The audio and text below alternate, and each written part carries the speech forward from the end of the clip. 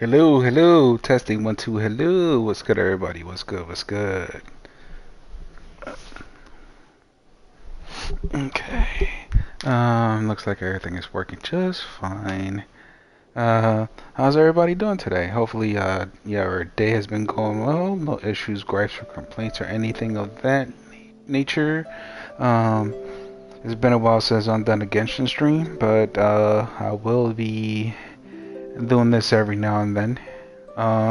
Reason I have been doing it lately is because work has been pretty hectic as of late, and um, Destiny 2 has released Lightfall. If you guys been keeping up with my streams as far as other games, then you'll know that I'm having a bit of an issue with the last boss of campaign, legendary campaign on Lightfall. Um, so I decided to take a small break from that until I get my mind straight. Yes, I am salty. I'm not gonna lie about that, but it is difficult, and it's a good difficult. It's not a ridiculous difficult, regardless of what I was saying about it last night. But anyway, today we will be doing Genshin's 3.5. We will attempt to finish all of the quests that is going on. Archon quest, world quest, whatever the quest may be as of today. But first things first, we're gonna take care of the dailies and spend our resin. Yes, dailies and resin. We gotta get those 60 primos of the dailies, you knows. And do I have any deliveries? Yes, I do. I accept that. What was this for? What was this for? Teapot harvest supplies delivered. Oh yeah, that's right. That's right. If you're PlayStation Plus subscriber, uh, every now and then they will give you these type of gifts for free. So make sure you get them if you're a PlayStation Plus subscriber. If you're not, then you're pretty much missing out on. It's not a lot, but it's still good helping. You know what I'm saying? Okay, so let's take care of our dailies. I've been playing Genshin offline, just quick stuff, 30 minutes here, 30 minutes there, just to take care of my dailies and all that stuff. But I have not, for a second, I have not been able to actually focus on it because of the limited amount of time that I've been having as of late. I am streaming early today, yes. Oh.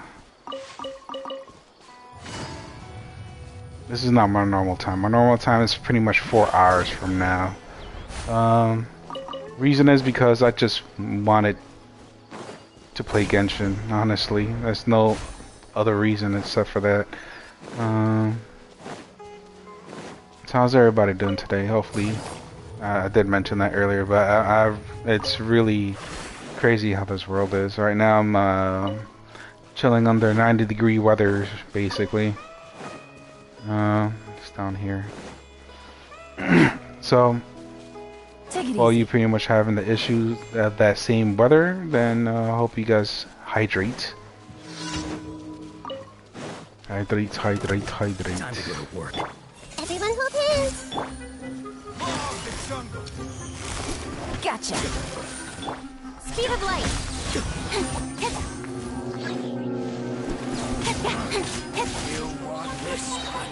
off. Thank you. I see everything. Quietly now. Incoming. Regret. Don't be scared. Yeah. Why do you always do that, dude? That's fine. We've already done all our weekly bosses.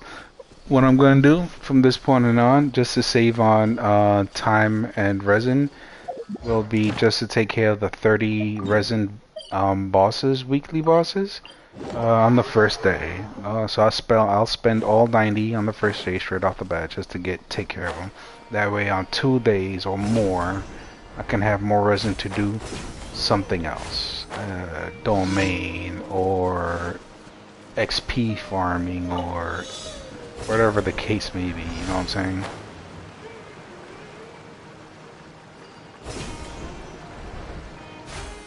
So I will try to get that done just like that as many times as mushrooms as many times as I can. Because I still got to get Yaya to 90. Yes, I do want her to 90.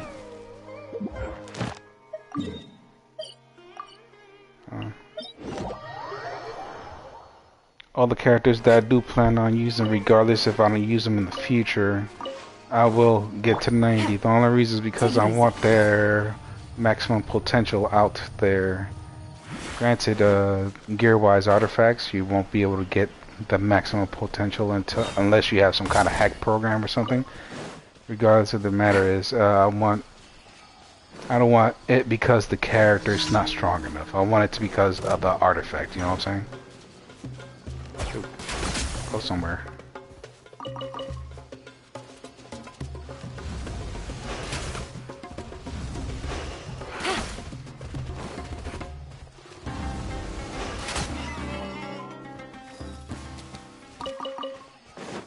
I didn't even do anything to this guy. They started attacking me. I'm innocent, I say. Don't blink. Hey. You're hunted. Speed of light. There's no goodness. Replace my hands. I see everything. Don't blink. Easy peasy lemon squeezy. Okay, the water plant again.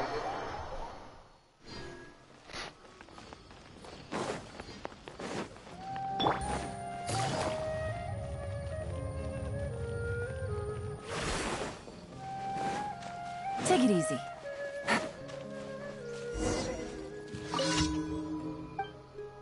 Let's just speedrun this. I've done this once so many times it's not even funny.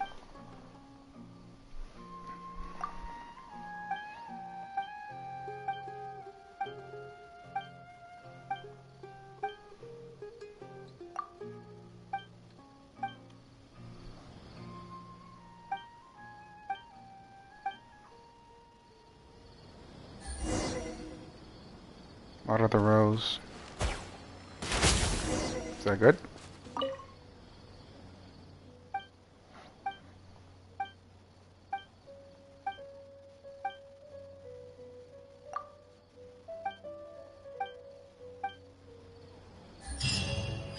Thank you.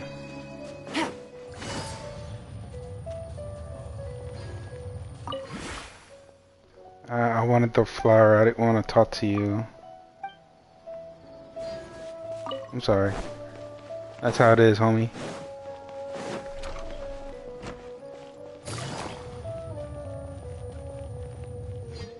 Oh!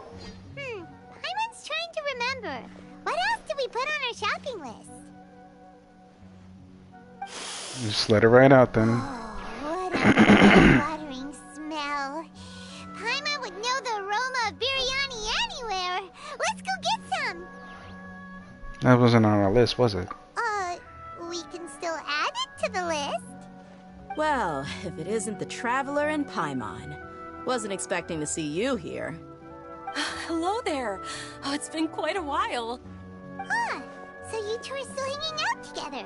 Dia, didn't you say last time that you were gonna head back to the desert? I said I was going to resign from being her bodyguard, not that our friendship was over. We're still the best of friends. The Homayanis also still post jobs from time to time. Their pay is always generous, so me and the other mercs never pass them up. I told Dia to just stay at our place when she took one of those jobs a few days ago. My parents were delighted. They even said that it always felt like we were missing someone whenever Dia wasn't around. That sounds like something they would say, all right. They're always so welcoming. Anyway, the job is already taken care of, so I was gonna head back to the brigade as soon as I finished a little shopping. But the master kept insisting, and I ended up staying for another day. You can stay for as many days as you want, Dia. Father hasn't even gotten around to treating you to his best dishes yet. You know I'm not the kind of person to stay put in one place like that, my lady. Don't worry, though. There'll always be next time. But she can't believe you can still refuse that! Bruh. But Like wait, gluten. didn't you say last time that you would take me on a trip to the desert? Why don't you just take me with you today, when you leave? There are so many places I still haven't visited yet. I'm sorry, my lady, but no can do. There's still a few things I need to take care of back at the brigade. Besides, the desert hasn't exactly been the most peaceful place lately. Oh, come on. Not this again. That's also what you said last time and the time before that. I know, I'm sorry. Just give me some more time, and I promise I'll plan the best trip ever for you. All right, fine. To be perfectly honest, it's not that I wanted to go, it's more like I feel like something is off about you lately. Ever since you first set foot on the estate a few days ago, you've been acting anxious and even paranoid. Have you been delaying our trip because you've run into some kind of trouble? Nah, are you kidding? You're worrying too much. Would you swear on that? Friends shouldn't lie to each other, you know.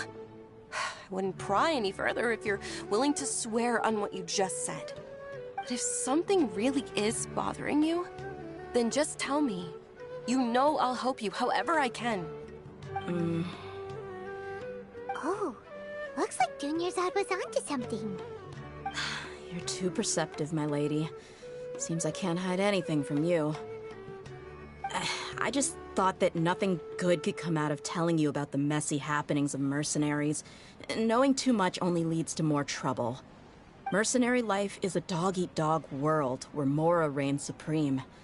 Everything operates on a completely different set of rules.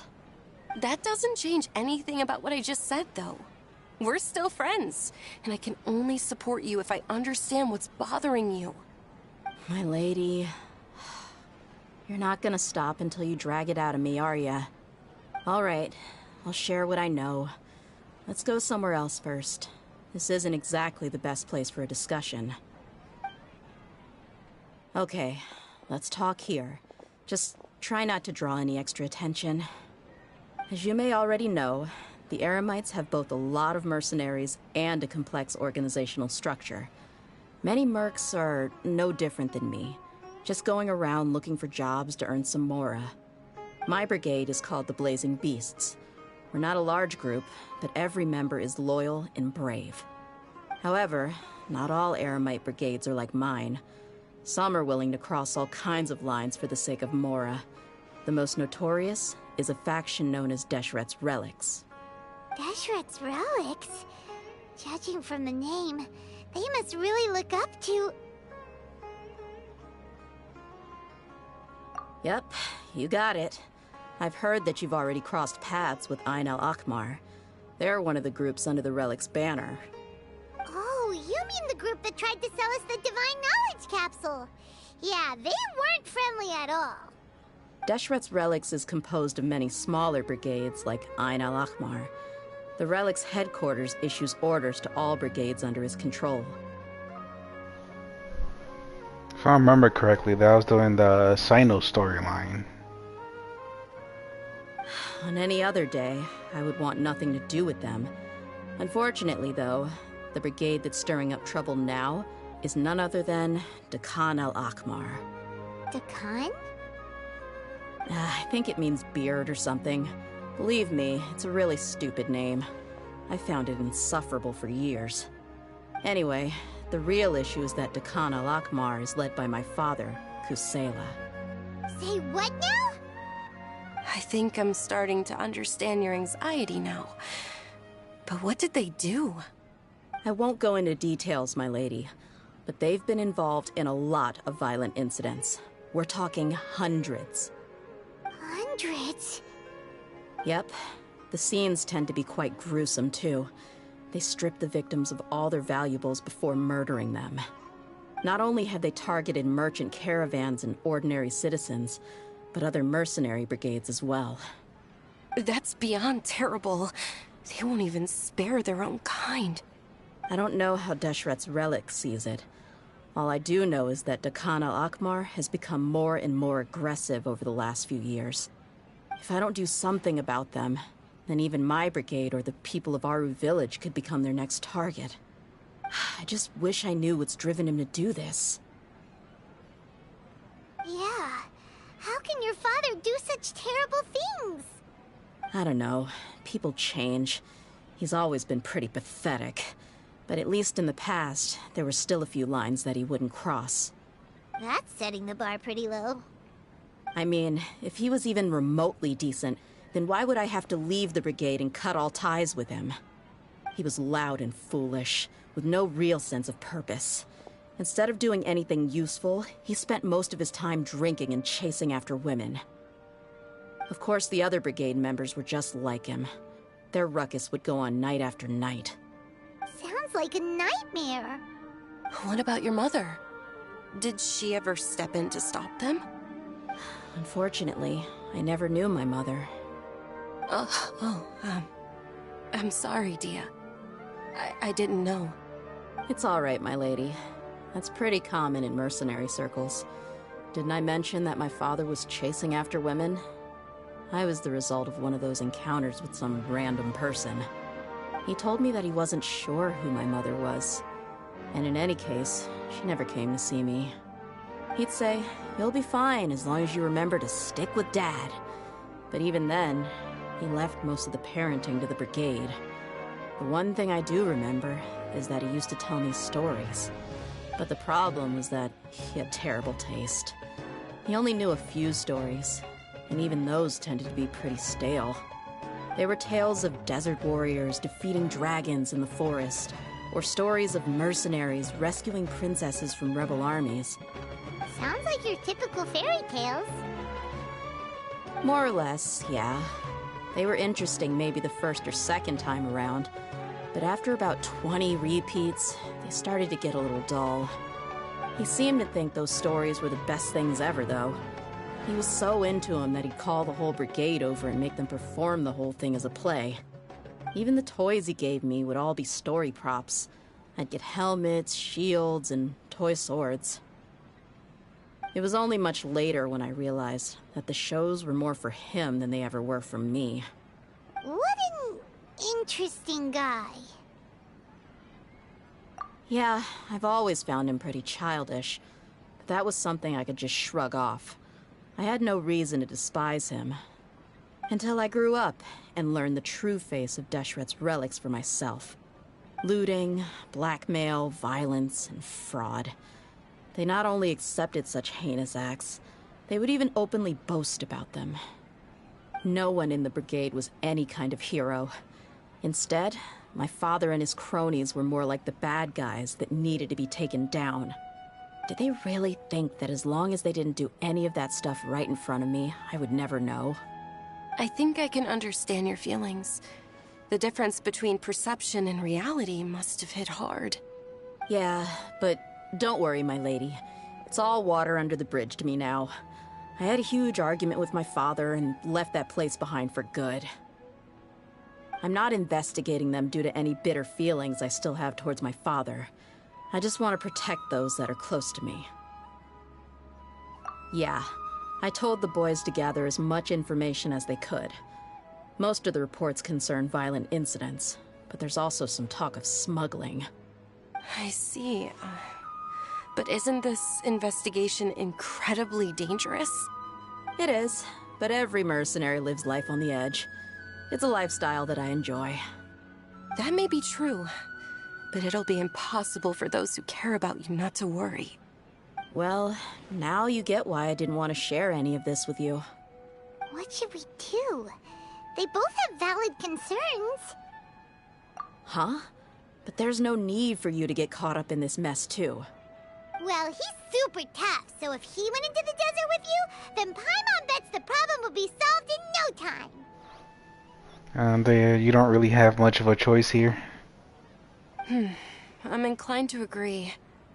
I'd feel a lot more at ease if you took him along to help. I'll wait for news from you in the city until then. Please, stay safe. I'm honored that you care so much for me, my lady. All right, then let's get moving. Our first stop will be Caravan Rebot, where we can catch up a bit with my fellow mercs.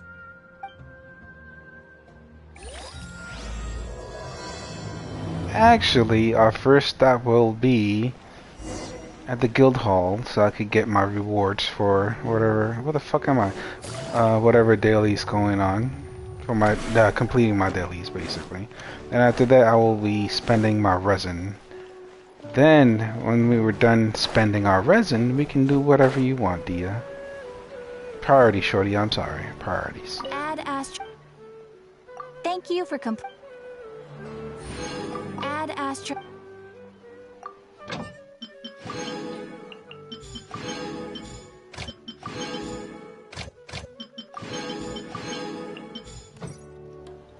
Okay, we good.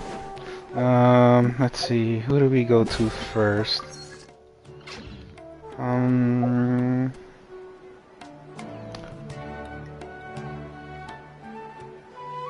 Yeah, let's fight the cube. I need those materials. This is more important than anything else. Sorry, Yolanda, I know I want to level up your friendship, but as long as you stay by my side, we shall get it up there eventually. But as far as right now, we will be doing the cube. We'll be spending all resin here, and then go ahead and take care of business right afterwards.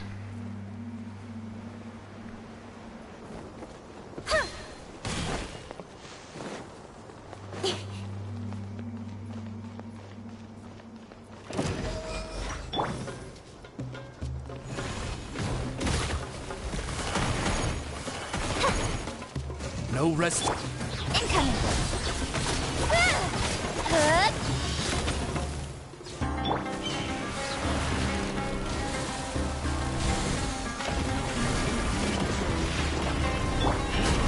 Don't blink. Hey. Incoming.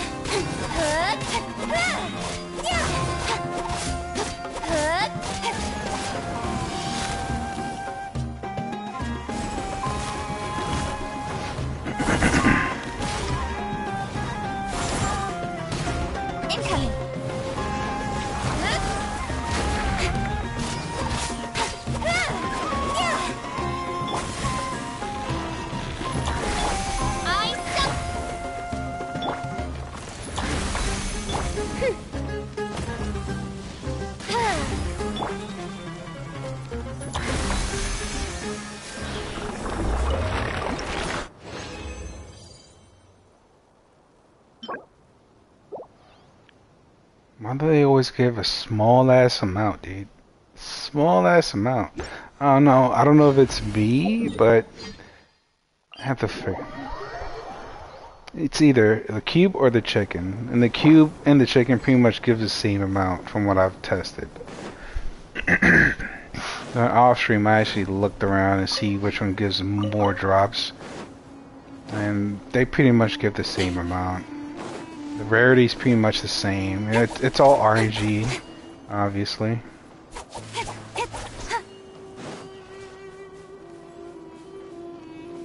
It would be nice to get better rolls, though. I mean, better drops, but whatever, you know.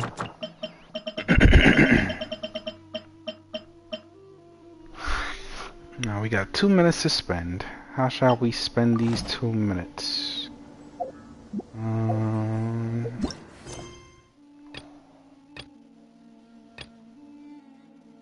Okay, that's this storyline. That's Daya's story. We should do the Archon quest first, right?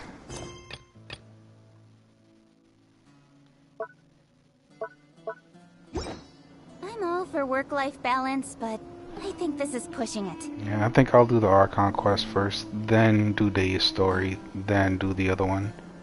Because there's a Wind Boom Festival event going on right now.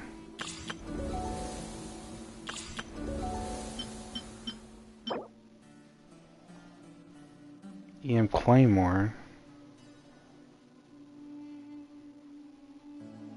That looks like a Diluc weapon. For those of you that don't have a 5-star Claymore, that could be useful for your Diluc. In adventuring. How we looking? And I've been pausing a lot, so 1 minute.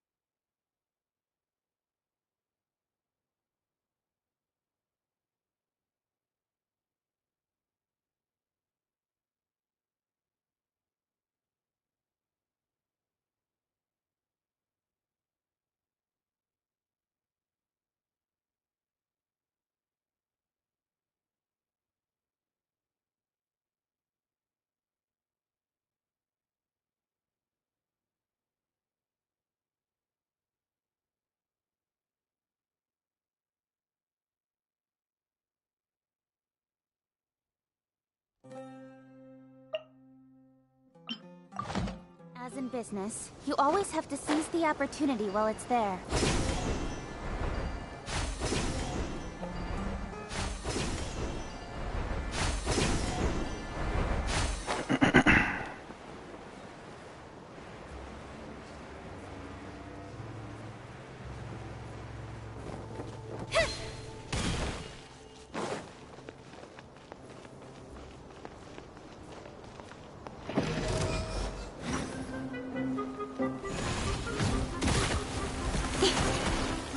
Don't blink!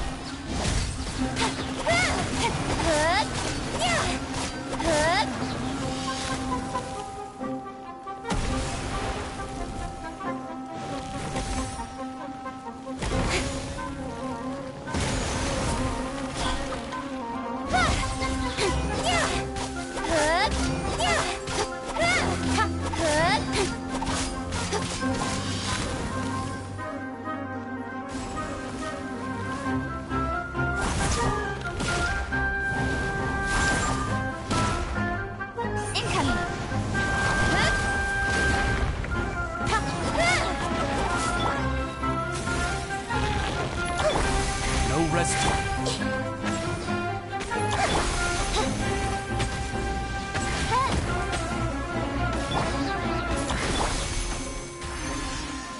Let the show be.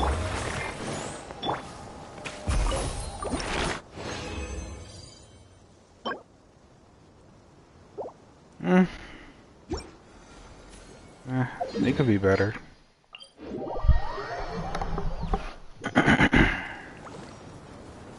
I guess I'll be wait for, I'm guessing 3 minutes, right? Come on, dude. While we wait 3 minutes, we can explore, question mark? As long as we don't go to the quest areas, basically, which is 806k, Gathering of the Outliners, a little festival. Yeah. 3 minutes, so what can we do for 3 minutes? I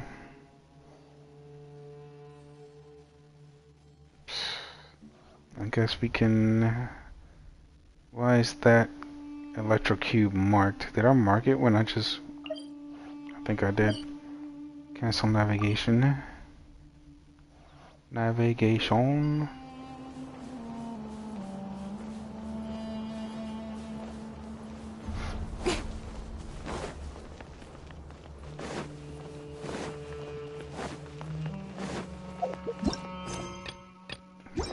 Yeah, leave that there.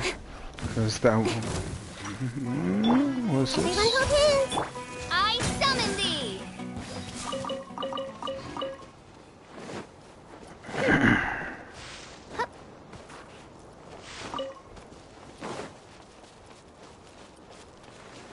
Time to go to work.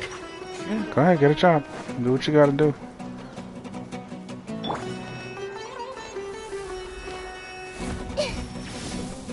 I see everything!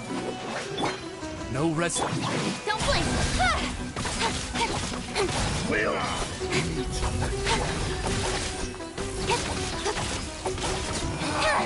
Regret. It's your fault. You chose death coming after me.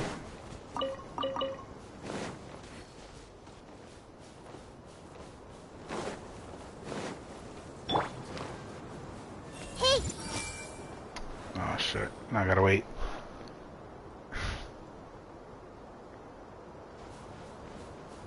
Everyone hold hands! Oh, I thought they were the vultures. Thought wrong.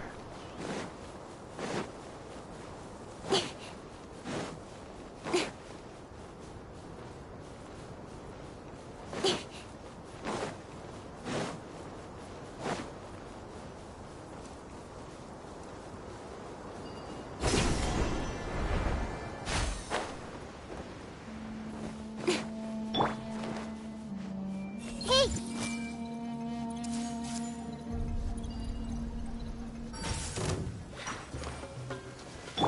I summon thee! Speed of light! Huh?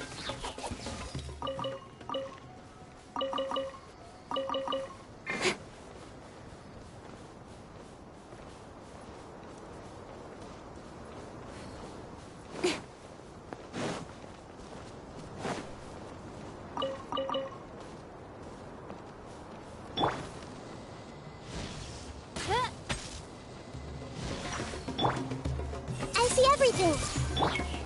No rest. Hey!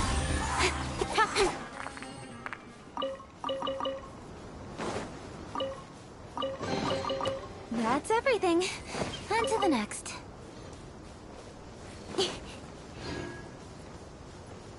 One sigil.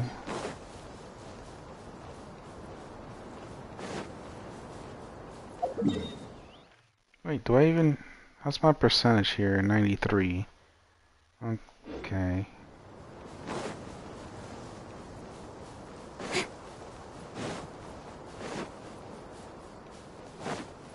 I'll protect us.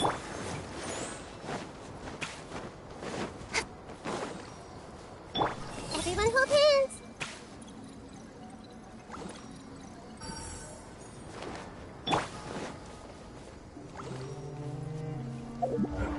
How's we looking? Alright, it's back.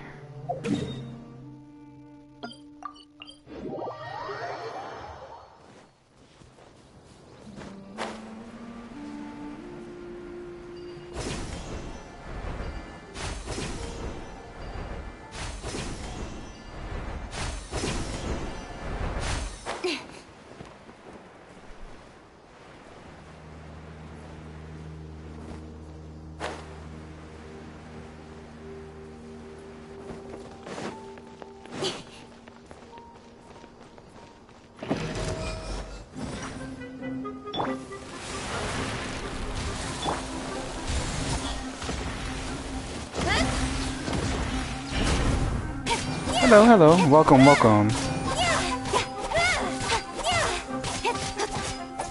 Incoming.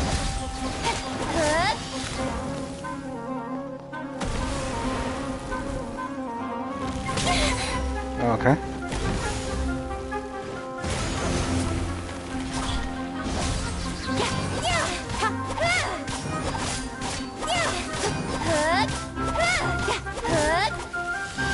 Let the show begin.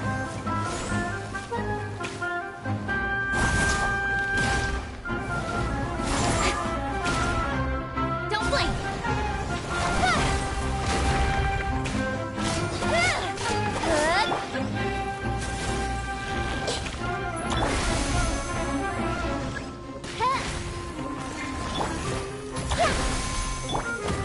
I summon thee.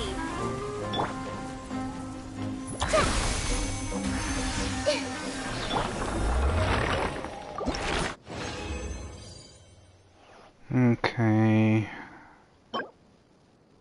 Rip. Let us continue. As far as right now, all I'm really doing is spending my resin before I start any type of story. All I'm doing is spending it on the Dendro Cube since I want my Yaya to be maxed out as far as level.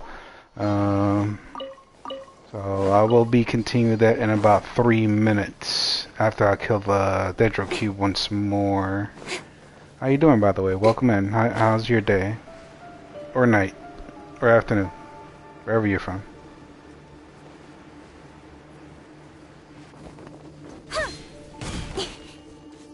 I see everything. No rest. Incoming.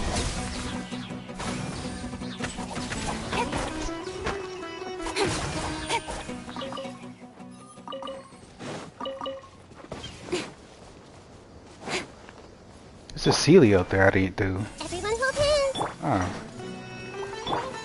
Speed of light. Hey!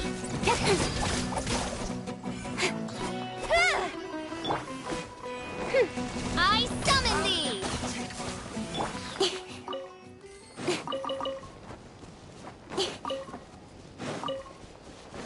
No.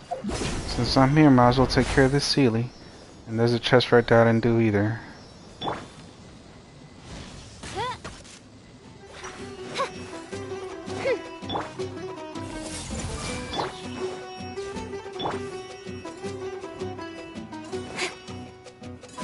Don't blink.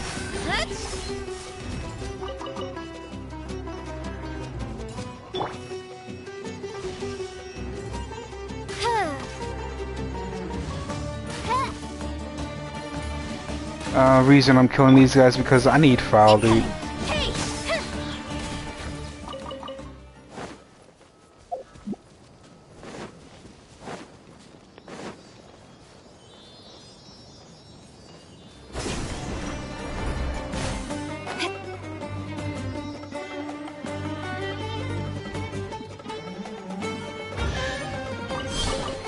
Not bad, as far as treasure is concerned.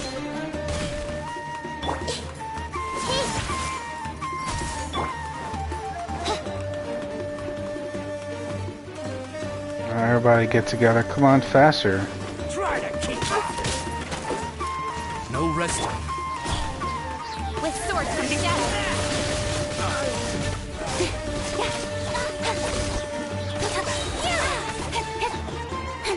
Okay. Everyone hold hands. Ooh. Don't blink. Let's dance.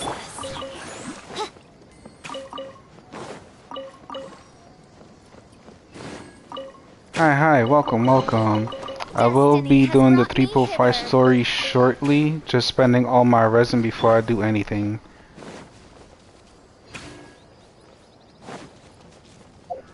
And that's pretty much all I have to do is just one run of the cube, and we shall get the story started, which is right now.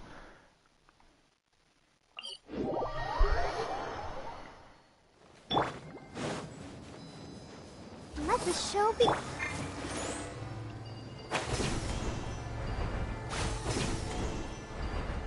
Yeah.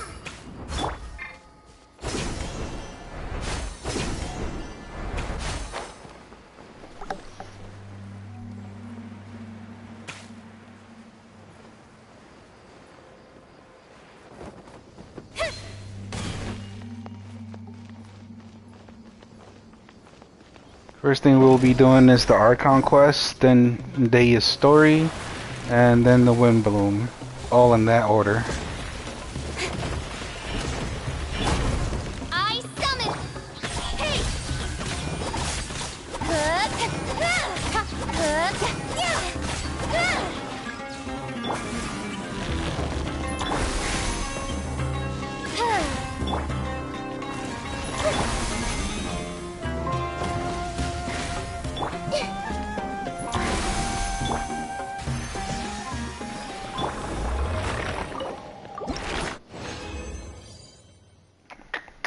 Of course.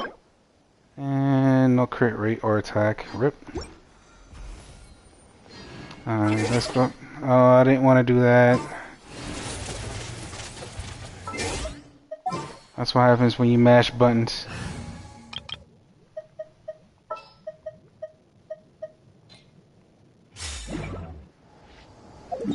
Okay, so let's just go straight into it.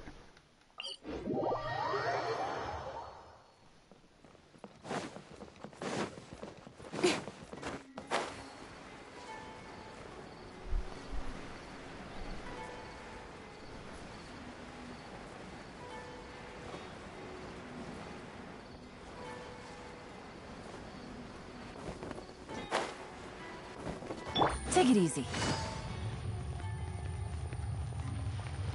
While doing my dailies earlier, I ran into the beginning of the story quest. I couldn't. Why was she tripping like that? That was so weird. I couldn't avoid it. So yeah. Let's see what we got here.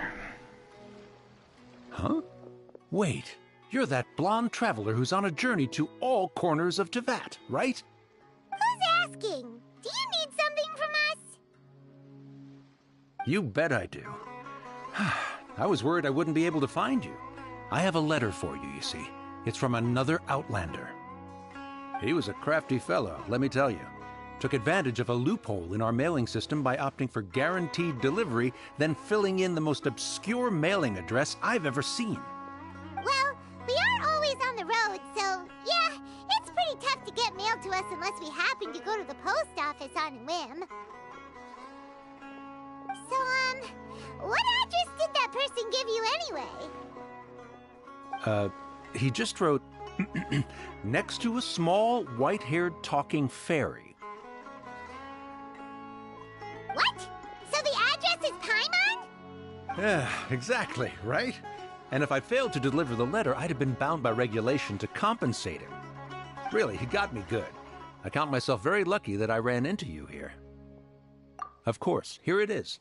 All yours. Come on! Paimon wants to have a look too!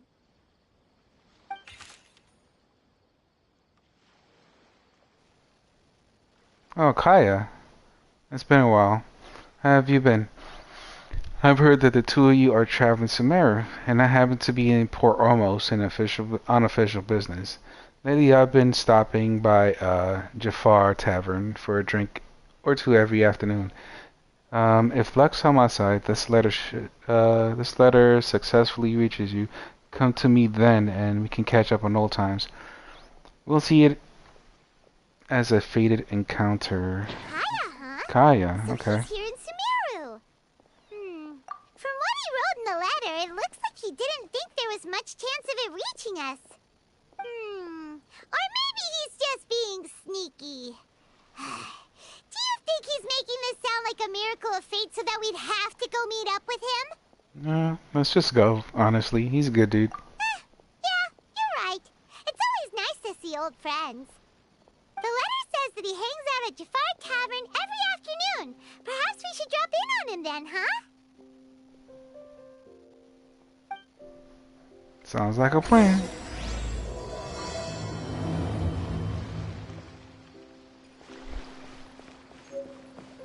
Uh, 1600.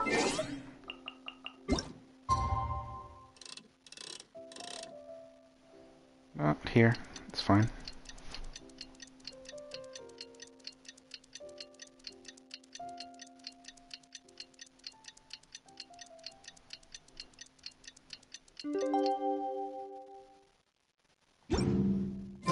Kaya should be at Jafar Tavern right now. Let's go see him.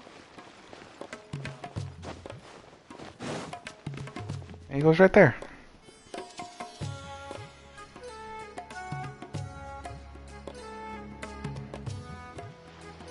I'll have something I haven't tried yet, boss. Sorry, sir. I'm afraid you've already tried every type of liquor we serve. Oh? Well then, just the bill, please. That's just as well, I suppose. I do have other matters to attend to. Kaya, you're really here! Paimon half thought you were playing some sort of prank on us. Hey, Paimon, traveler. Looks like the gods smile upon me after all. And come now, I wouldn't joke about wanting to see my good friends. Wait a second. You must be here on official business, right? What do you think you're doing spending every afternoon drinking at the tavern? You itching for a lecture from Jean? Not at all. The acting Grand Master positively terrifies me. Why would I ever do anything that might displease her? The truth is, I'm in Sumeru to learn about the alcohol industry here. So despite how it might look, I'm actually at Jafar Tavern for strictly business purposes. Sumeru's spices are famous the world over, and it's long been rumored that this fine establishment was where a certain very popular spiced cocktail was invented. That's why the Knights sent me, their foremost expert in alcoholic beverages, to come and see if it is as good as the rumors say. And how did that go? So far, so good. I'm already in talks with some spice merchants in Port Ormos about some potential collaboration. Yeah, that does sound like a great business opportunity. Guess Don Winery and Master D-Luke are gonna make a tidy sum from this one too, huh? Well, let's not get ahead of ourselves. Whether this lucrative opportunity gets passed along to Don Winery or not depends on how nice I'm feeling. Hey! Using your job to settle personal grievances isn't very knightly, Captain! Oh? What makes you say that? Very sharp of you. I wouldn't say I'm familiar, though. I just came here on the sly once, when I was very young. And? Duke Do I have to? When I said we could talk about the old times, digging up my past wasn't exactly what I had in mind. Well, all right, since you're so interested. Like I said, I was very young then. Dawn Winery had only just taken me in. I overheard my adoptive father talk about sending a team of merchants to Sumeru during a business meeting. I'm sure you'll agree that everyone's curious about their roots on some level. And my roots? They're in Conria, which is said to have been located deep underground, somewhere near Sumeru.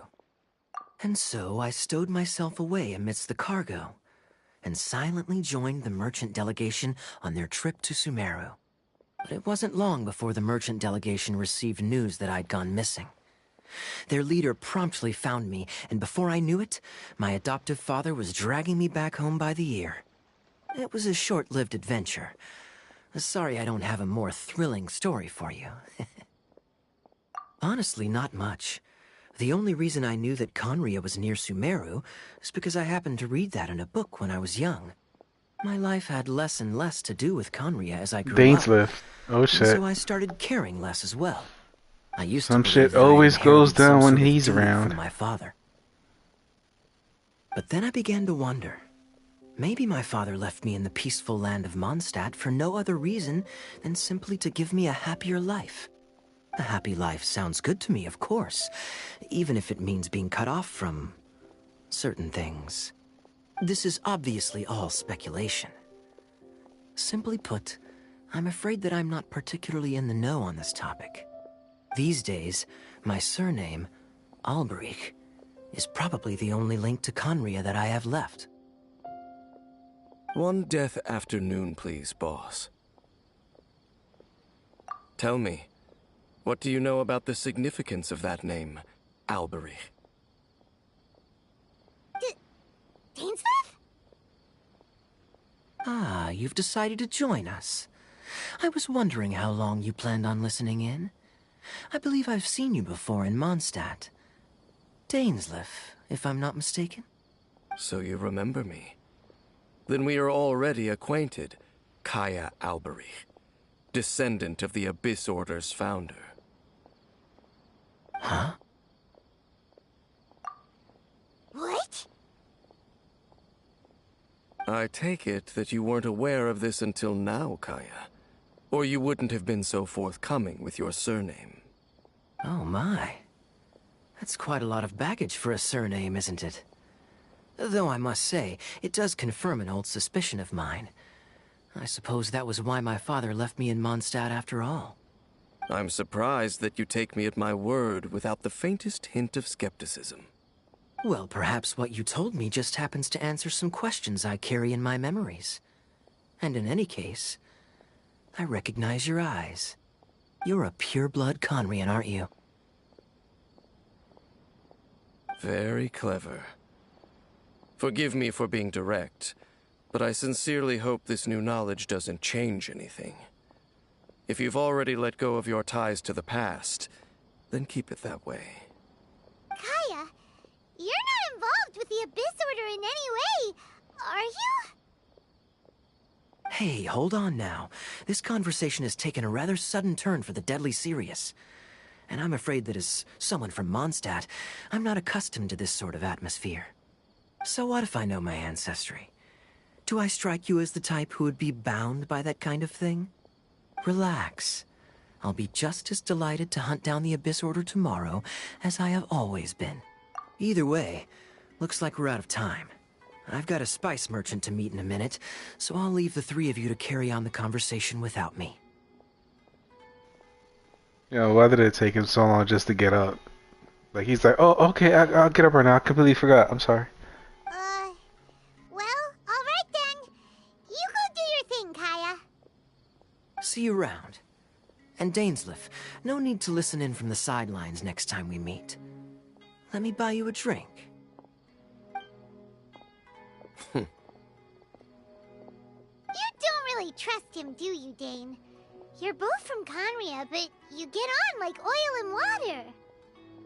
The fact is, I still do not know him well. It would be meaningless for me to jump to conclusions.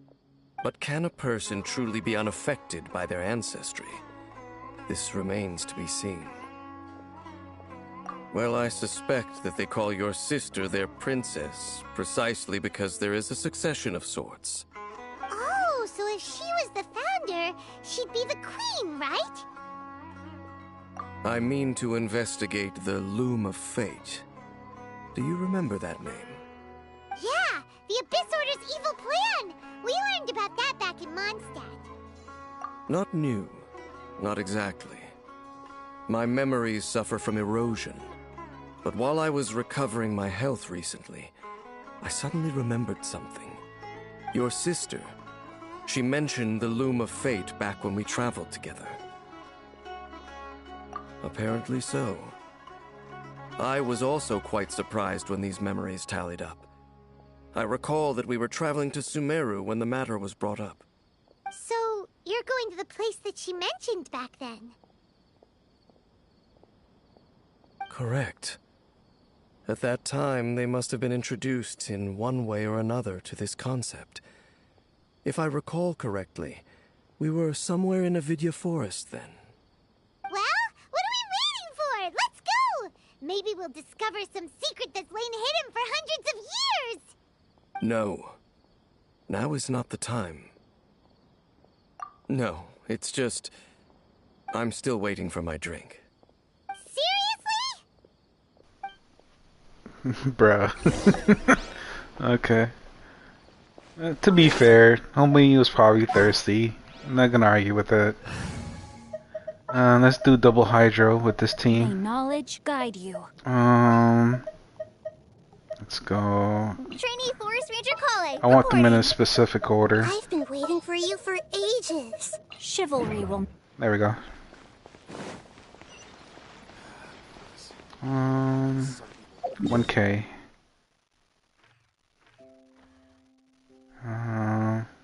Dude, that's where one of the daily spots were. Fine, let's just roll.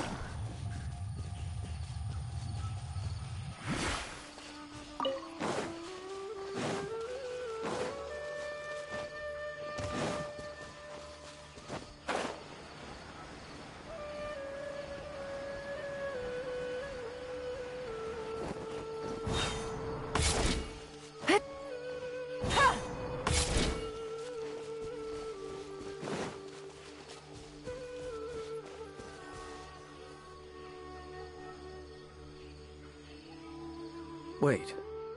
This place, it's familiar. What about it? It looks pretty normal to Paimon. Was it like this hundreds of years ago, too? Yes. The forest has barely changed from how I remember it. There is very little human activity here after all. Let's search the area and see what we can find. Is this a field? It must belong to whoever owns that house over there. But it looks like it's been abandoned for a long time. You could be forgiven for thinking nothing was ever grown here. Or, wait, maybe nothing ever was grown here. It's an extinguished bonfire. Forest rangers, perhaps? Looks like it's been ages since it was last lit. And clearly they put it out carefully to prevent a forest fire, too. That's responsible. Nothing else stands out in this area. All that's left is that building. Come on. Wait, we're just gonna go barging in? What if someone's home? Unlikely. There are no signs of life in this area. We should be able to enter without incident. If you say so. Well, you lead the way then, Dane.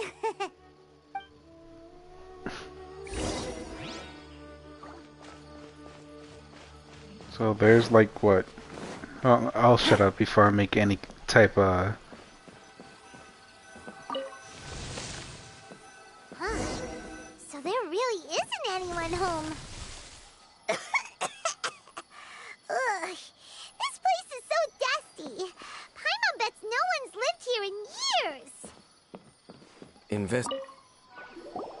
Sorry, Hey, Dane. look! It's a bull! Guess whoever used to live here liked to cook, huh? Can't you smell it? There's a heavy scent of medicinal herbs in here. Oh, so it's a medicine ball? Seems you're right. You've got a good nose on you, Dane.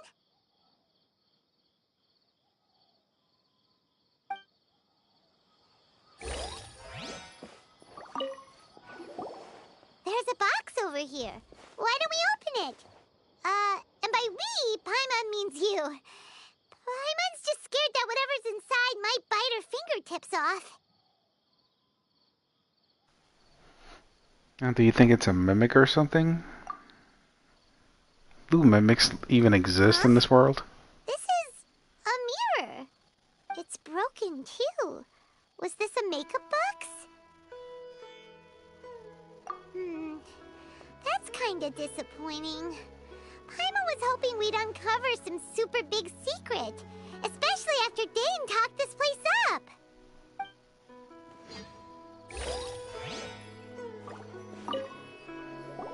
This bed looks pretty ordinary. Huh. There's nothing underneath it either. What sort of person would want to live here? It's so dark and damp. Can't be all that comfortable.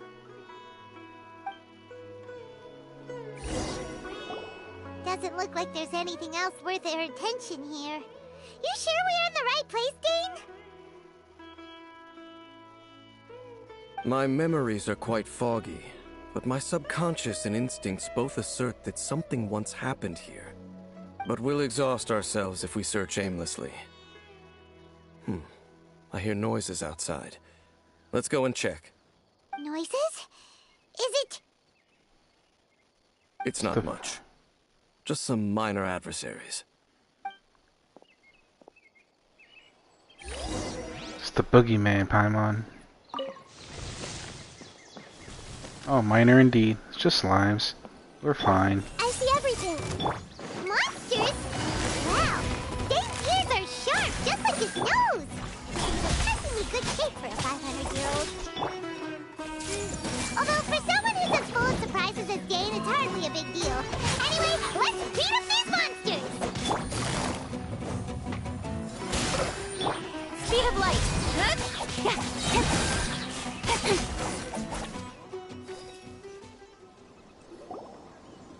I doubt that the appearance of those monsters was wholly random. There must be something nearby that attracted them. A ley line anomaly, perhaps. But it seems to be more than that. Okay.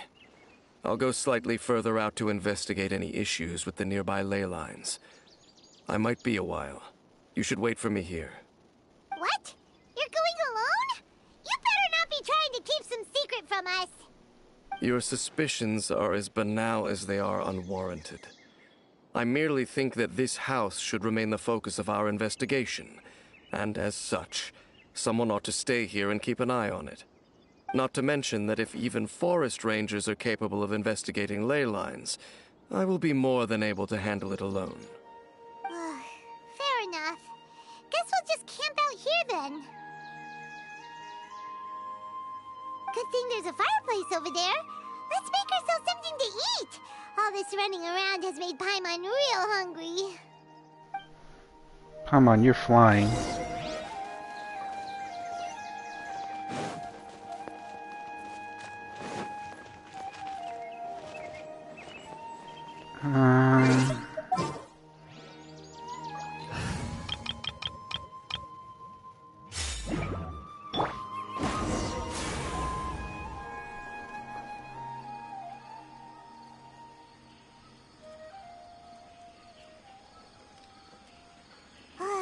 Your cooking is as good as ever. Even if there was no other reason, the food alone would be enough for Paimon to stick with you. Changing the subject, Dane's taking forever. He said that there might be an issue with the nearby ley lines. How bad do you think it could be? We came together, but now it's back to just being the two of us again. You know, now that Paimon mentions it, we really have spent lots and lots of time together, haven't we? So, don't take this the wrong way or anything, but, do you ever get tired of Paimon being around? Oh yeah, you're annoying as shit. I'm joking. Nah. Oh, you stop it! Now you're embarrassing, Paimon. So, next question. Don't know if it's okay to ask this, but Paimon's curious. What was it like traveling with your sister?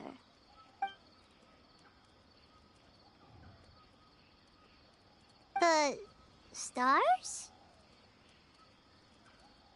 Wow.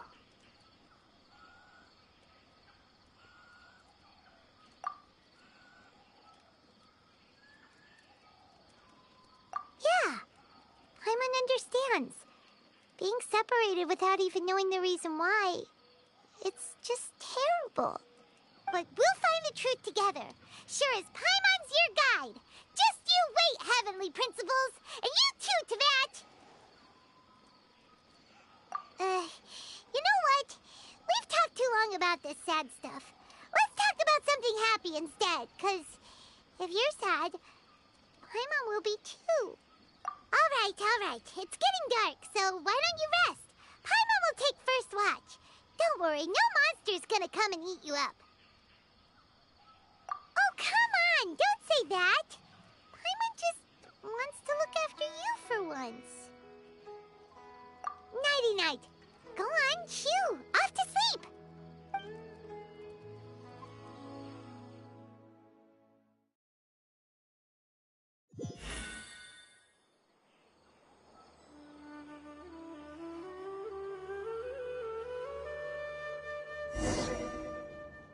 Hey, time to wake up. The sun has risen.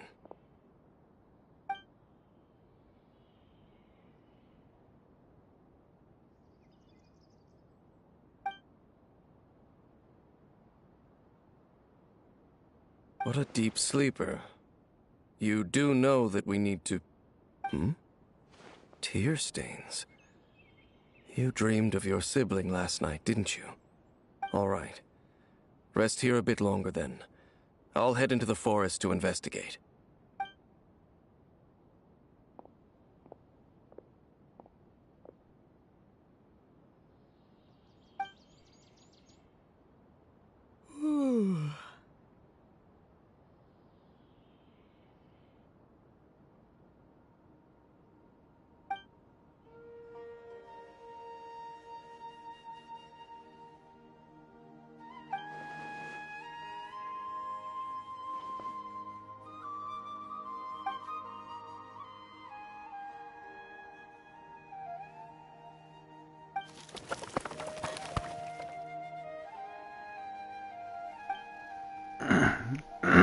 Where's Paimon?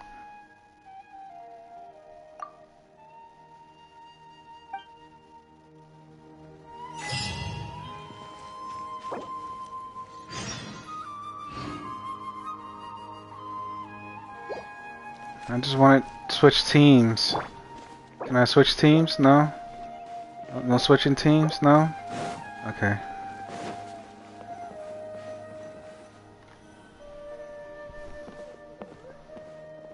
Halt!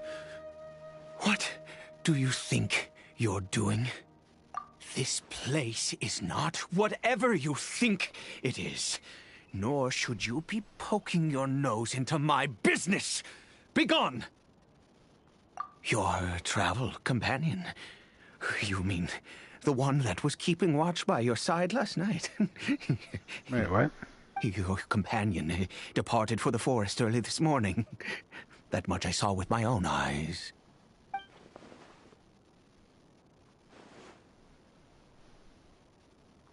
What business is that of yours, hmm? All you need to know is that I claimed this place first, and what I do here is none of your concern. I mean, you seem to be, like, watching us throughout the night, so... Do I make myself quite clear? Leave!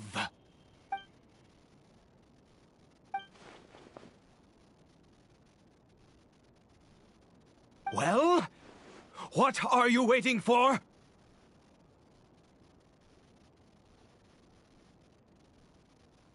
Yeah, I'll wait for them to come back. If you must. Suit yourself. I've been observing you, and you don't look like a forest ranger, nor someone from the academia. Still, I'm warning you, no funny business. Promise me that, and you can do as you please. Okay, fine. Whatever. Just move aside. I'm heading in. You... Oh, go on then. Have it your way. I knew I wasn't going to be able to hide this anyway. Just come in. But no overreacting to anything you see in here, okay? You want us? Come on then.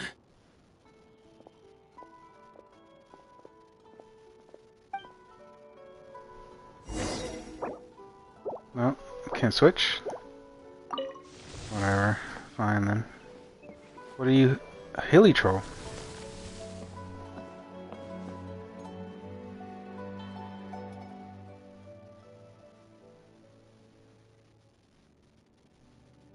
Mind your own business. And don't worry, he isn't aggressive. How could he be? He was too young for anything like that. So don't you lay a finger on him. Just find yourself a corner to rest if you're tired or cold. Huh? You know Conria? Who are you, exactly? And how do you know I'm from Conria?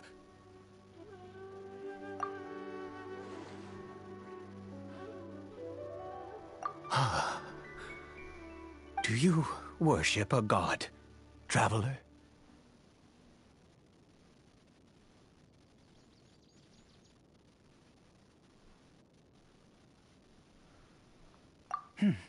Sounds like you've had an eventful life. I mean, you have no idea. All right, well, my name is Ida, and you are correct. I was once Conrian. Once? I apologize for my earlier hostility, but you must understand, as far as I'm concerned, humans who do not worship the Seven are nigh extinct. And all who place faith in the gods are my enemies. That may be. But the fact is that chances to talk to people like yourself have been few and far between since the cataclysm. This wretched curse of immortality. Who knows how long I must continue to suffer like this? The curse. It was a little gift given to the people of Conria by those vile gods. We lost our home, our loved ones, everything. The agony of the cataclysm itself was already too much to bear, but then came the curse, robbing us any chance of release. All we can do is watch helplessly as our souls erode and our bodies decay.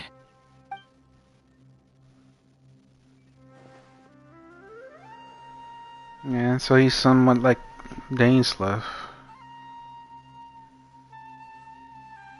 Because, although Conria began with a single bloodline, it was a home to others too. Any who forsook their gods and came to Conria were welcomed as our fellow citizens. When the cataclysm came, we pure-blood Conrians were declared the greater sinners. Upon us the gods placed the curse of immortality. But those whose ancestry belonged to the domains of other gods were punished with the curse of the wilderness as they fled turning them into monsters. So who is this hilly troll to you? He is Kari Bear, my illegitimate son. How times have changed. I can say that out loud with no consequence now, but it was once a matter of unspeakable shame. I was a noble of Conria. I resented the life that my family had arranged for me. And then, one day, I met a beautiful woman amongst the people. Her roots were in Mondstadt, but that mattered not to me. It was love at first sight. Kari Bear faced great hardship from the very moment of his birth. All due to my selfish desires, and I was never able to be there by his side for any of it. After all that, he turned into a hilly troll right before my very eyes. I always owed him much, and now at least I can finally be close to him. What happened to his mother? She was. We were separated. I do not wish to dwell on it. I'm sorry. It could be worse. I suffer the pain of loss because I once had everything I could wish for. And now that I have lost almost everything, the little that remains I see with new clarity. If nothing else, at least I still have Kari Bear. What do you plan to do now? Yes, that reminds me. I only returned here to check on Kari Bear, but I do have other things I wish to do. You may come with me, if you're so inclined. That's pretty much AKA, come join me please. So I won't be able to switch teams at all, I see.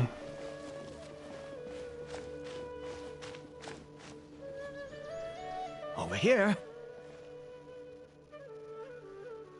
Crafted bench. I'm sure you're wondering why I brought Kari Bear here to Sumeru.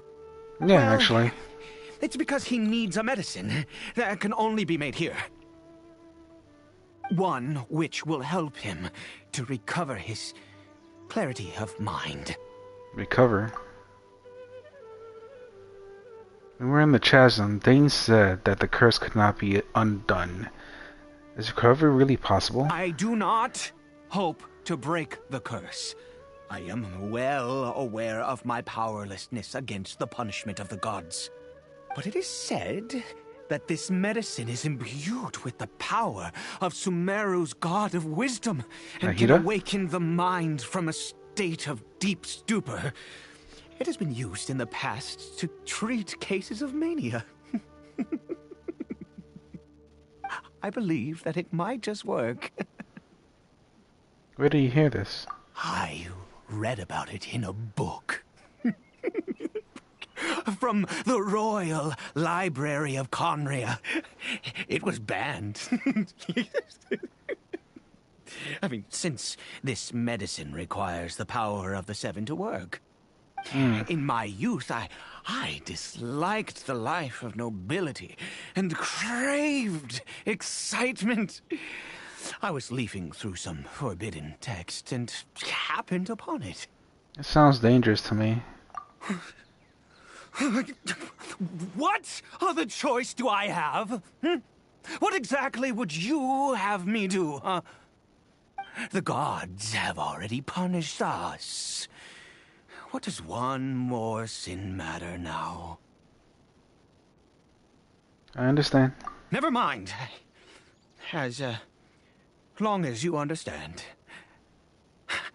I'm sorry.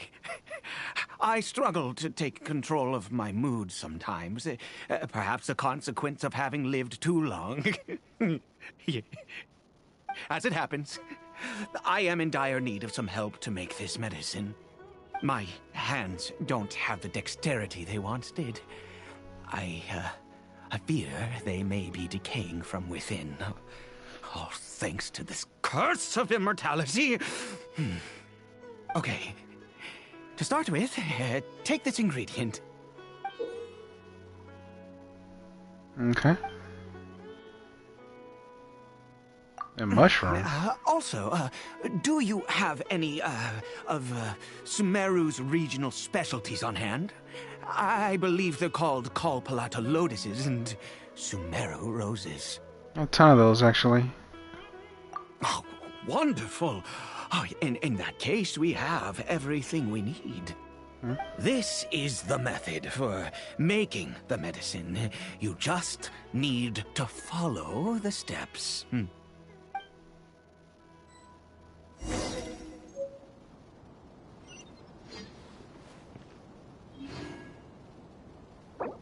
Still can't switch. Earth, water, wind, fire, craft table, what I desire.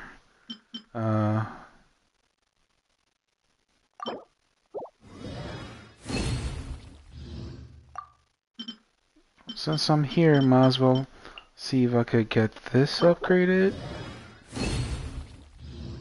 Because I only need 2 orange dendro crystals, emeralds per se. So. If I could make 2 right here. Rip. Okay.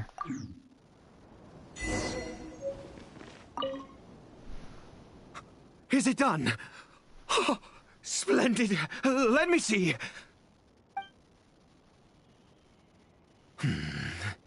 In all honesty, I do not know what the end product is supposed to look like. The banned book didn't feature any illustrations. Well, the moment has finally arrived. Curses. Excuse me? It's time to give him the medicine? No! We need to perform one final step to complete the medicine. And what is that? I said before that this medicine relies on the power of the God of Wisdom for its restorative effects. Which means we must pay a visit to a statue of the Seven. I understand your reluctance. Since he needs the... Okay. Forget it. Anna hates the gods. It could complicate things. I'll just do it his way. Let's go. Bring the medicine with you.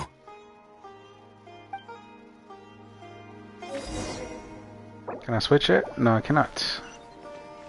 What if I get into a fight? You're currently special store. You will be able to continue if you leave. You wish to leave, though I do not.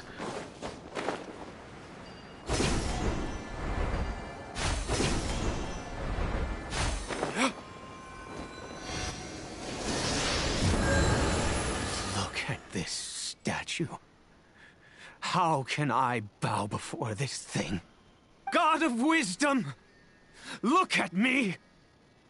I will utter no prayer, nor will I sing your praises. You and your kind destroyed my home, wrought unfathomable suffering on my compatriots, yet here I stand before you. You cannot mock me more than fate itself already has. God of Wisdom, I seek not to disavow myself of the sinful blood that flows through my veins. I wish only to beseech you to have pity upon a young and unfortunate soul, my son, Carabert. He was turned into a monster before he had the chance to witness anything beautiful in this world. This is no fate for a child. If everything the gods have done was in order to have the impious people of Conria bow their heads, then I bow to you now. I have given up all I ever stood for. All I ask is for a tiny miracle. For Caribert to see this world once more. Please, God! I beg of you.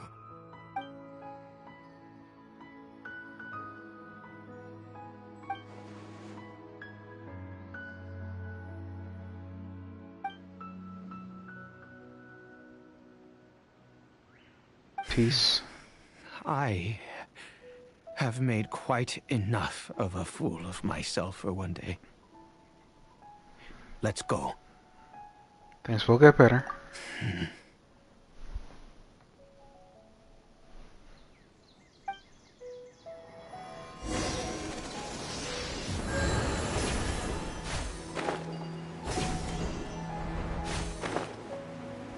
Can I switch it? Bruh. Alright, fine. I guess I'll stop for a bit on checking.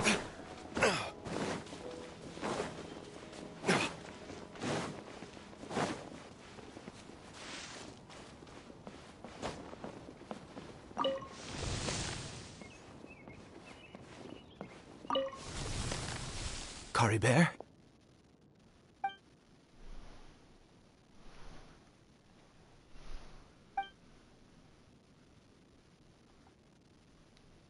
Electro seems almost lifeless. Its reaction to everything is incredibly weak. We've prepared the medicine. We might as well try it.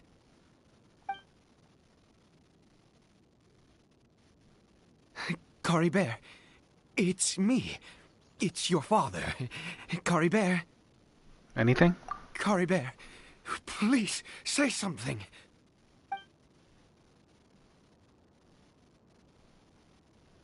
I'm sorry I couldn't be at your side when you were born. And that I failed to reach you and Mama in time when you both were suffering. But I'm here now.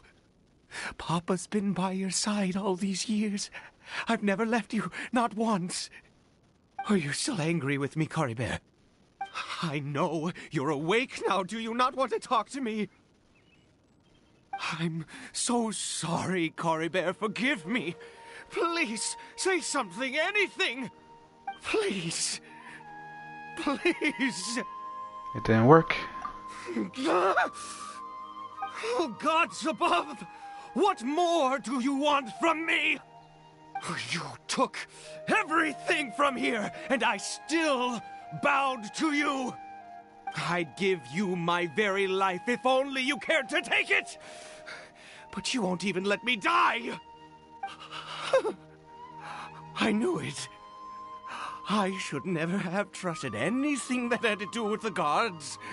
I was just deluding myself.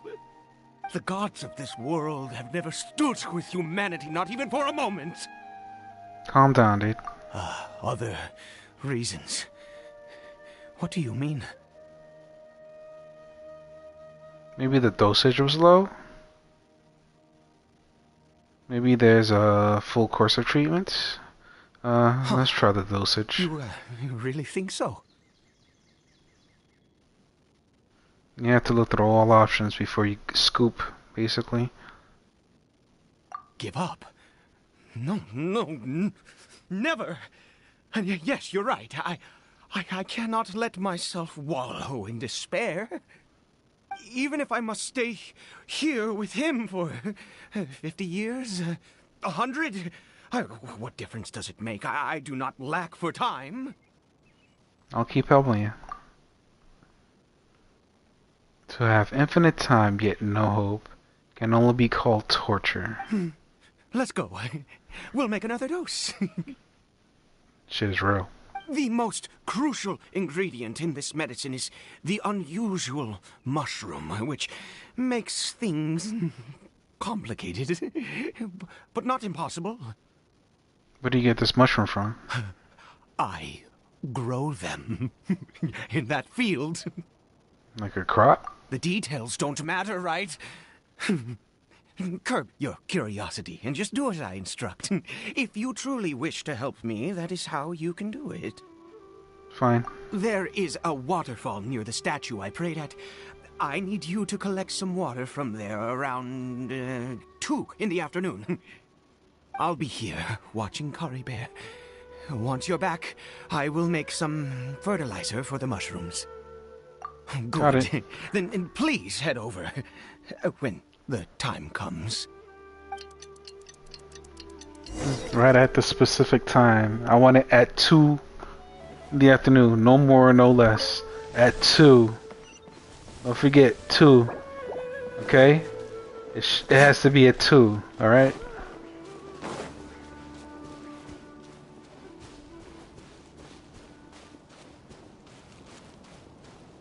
You remember the time, right? It was at 2. Just letting you know.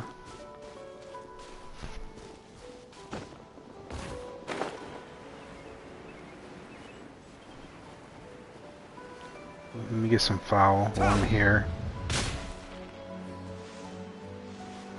No foul?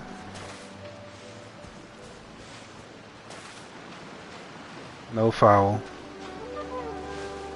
Did it disappear? Disrespectful, bruh.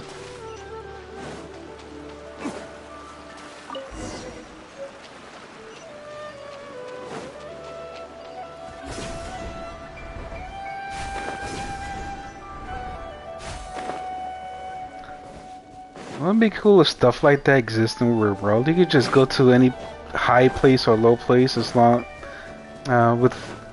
without worry, you know, mad safe.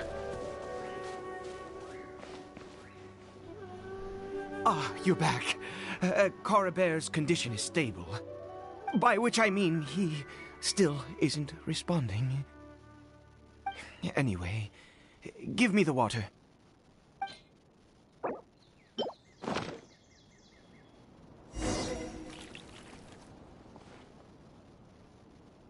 I need you to stand guard here for a while. Whatever you do, don't let any forest rangers approach the house. Understand? Secret is safe with me. Good. I'll be back soon. The fertilizer won't take but a moment to make.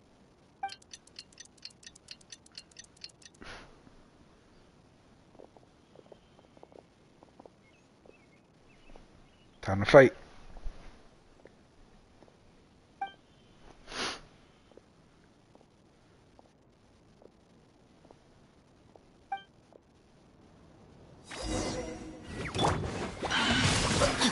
No, my sword! Rain cutter! Stand clear. Enhanced animal monster.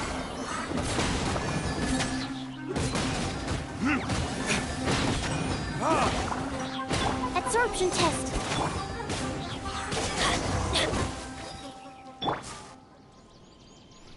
What happened? Was it monsters? Yep. Oh, thank goodness you were here. I couldn't have taken them on all by myself. I'd have to hide and wait until they were gone. Oh, yes, I've got the fertilizer. The effects can take some time to kick in, so let's get on with it.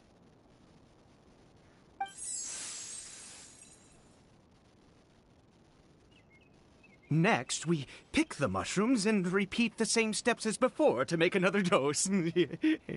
I trust you still remember the method.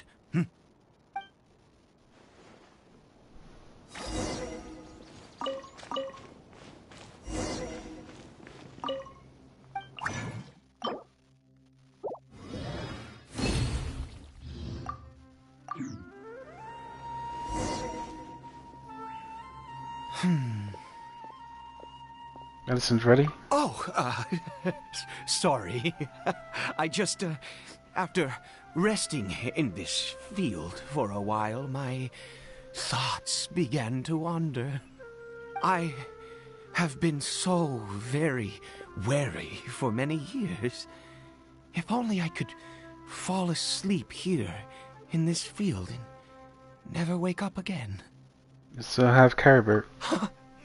I do indeed. That's why it was just a fleeting thought. thank you for your help once again. And now, for the final step. Back to the Statue of the Seven.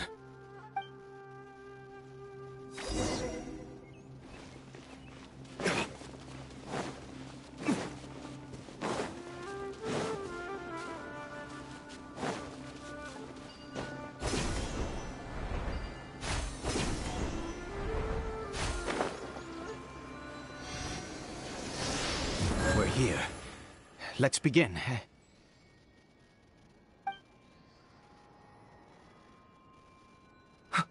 Wait a moment. Hey, what was that? Cory Bear? At the house? He must have left while we were too busy preparing the medicine to notice. Come on! We have to catch up with him!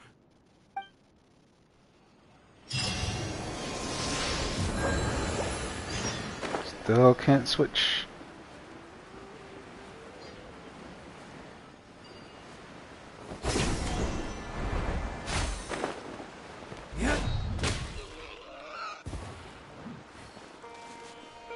Okay, these guys don't drop shit.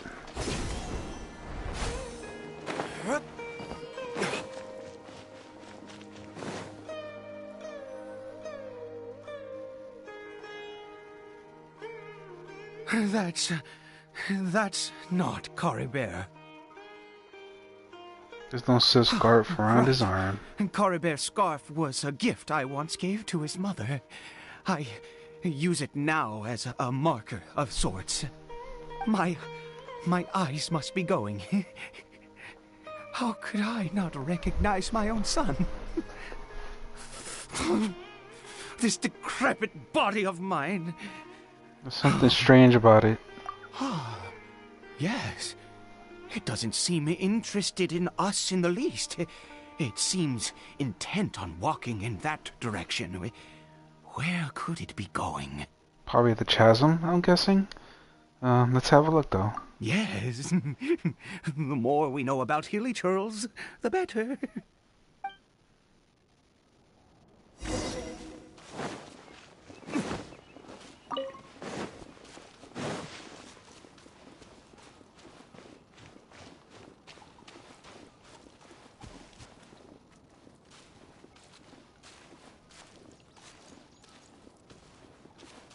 Did it go in here? Well, let's head in.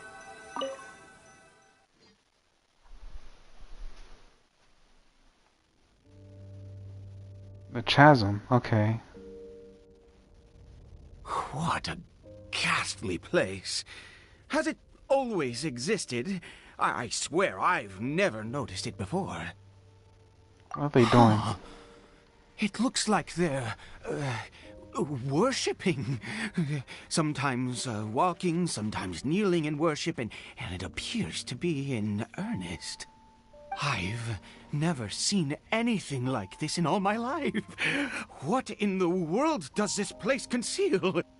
Oh, there's only one way to find out. Here. It's this creepy scene. It's eerily familiar.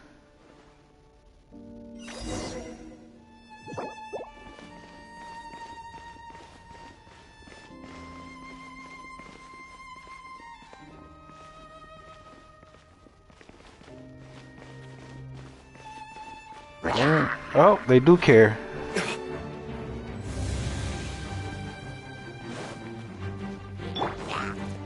Stand clear. Rain outlines your fate. Absorption test.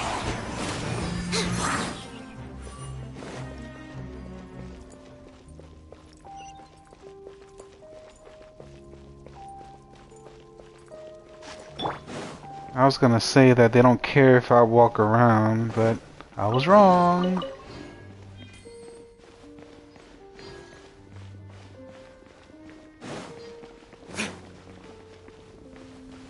What the hell is this?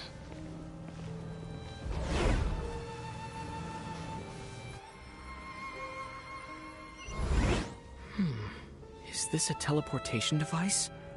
What energy is powering it?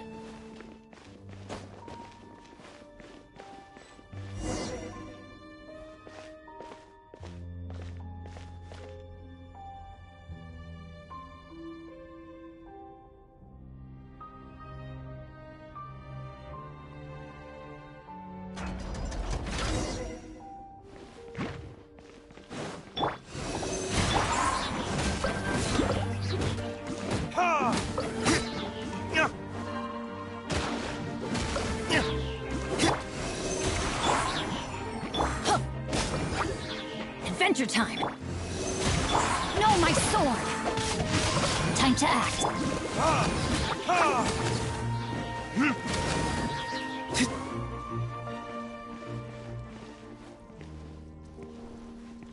My headsets look like it's dying. Hold on, let me switch headsets real quick.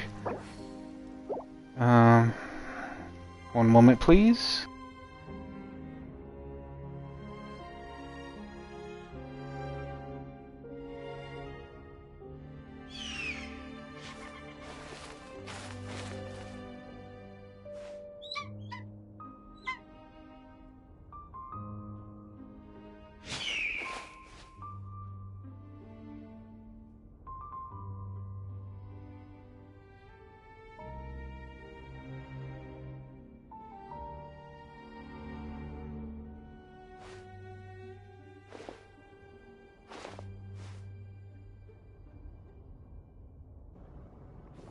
Okay, hello, hello, testing, 1, 2, hello.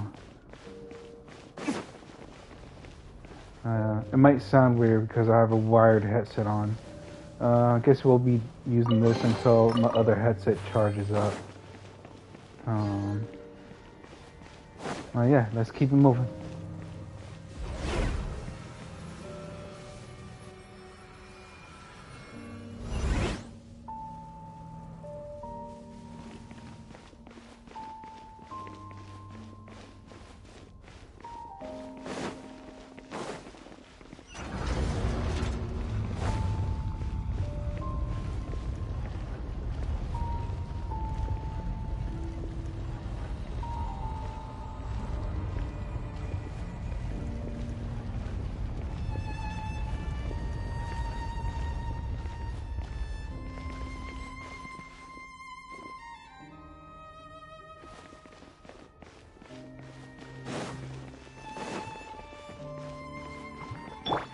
Stand clear! Let's light it up!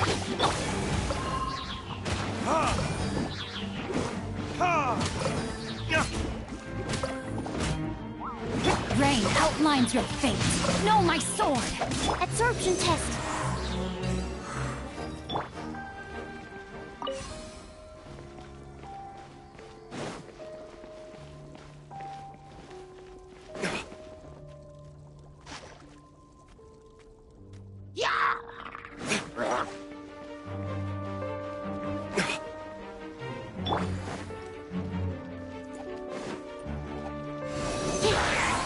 Animal test 6301. Rain outlines your fate. Huh?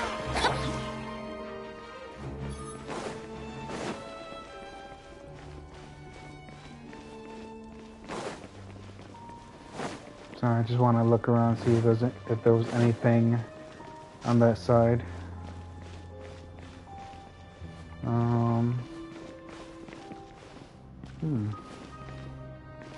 Do we climb up here or something, or not even grappling?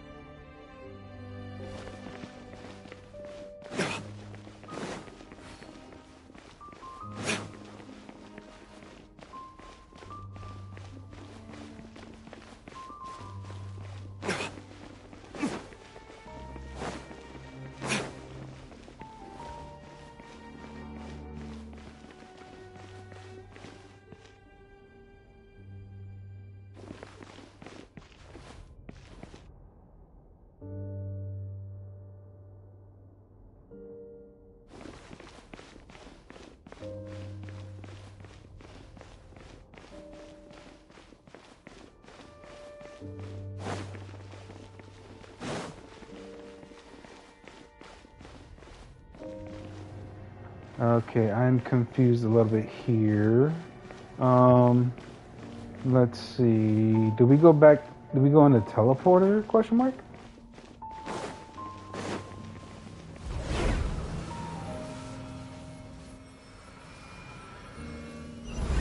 How did I get on the ceiling? Did the room turn upside down? Or gravity itself?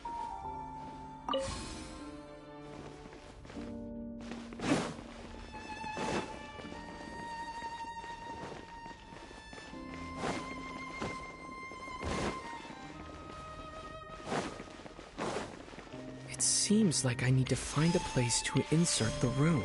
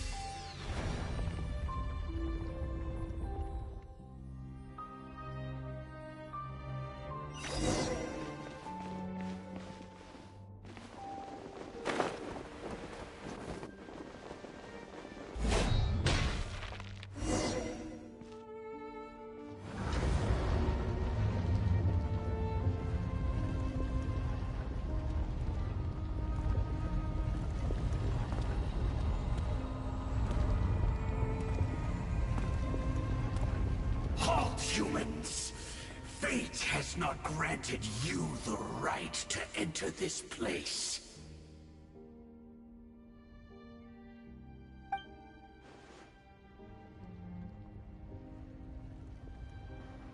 An Abyss Herald? No, he doesn't look like someone from the Abyss Order. Do you insist on an audience? Very well. Then I grant you the trial of destiny.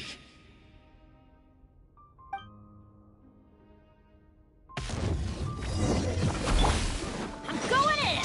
Huh? Absorption test. Animal hypos... Rain outlines your fate. Let me weave you a verse. Huh?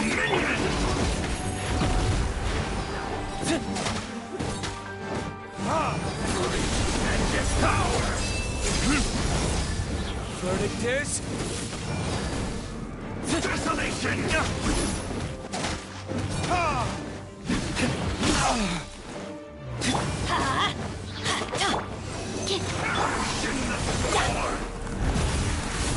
Why do they never miss? Huh? Everybody stand back! Witness the power of Purwa! Let the frost fly!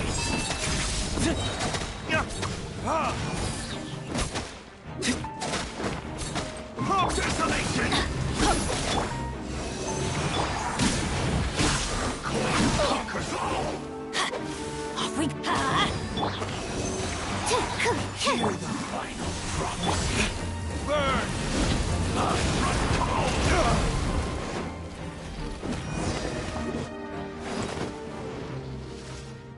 Who was that? He was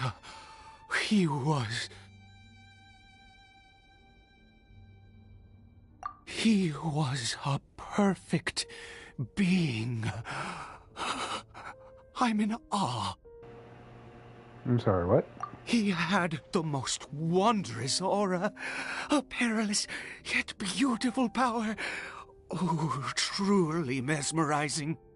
And yet, you were able to defeat him. Oh, your strength is greater than I had imagined. Let's continue on. I find myself growing more curious by the second and more excited.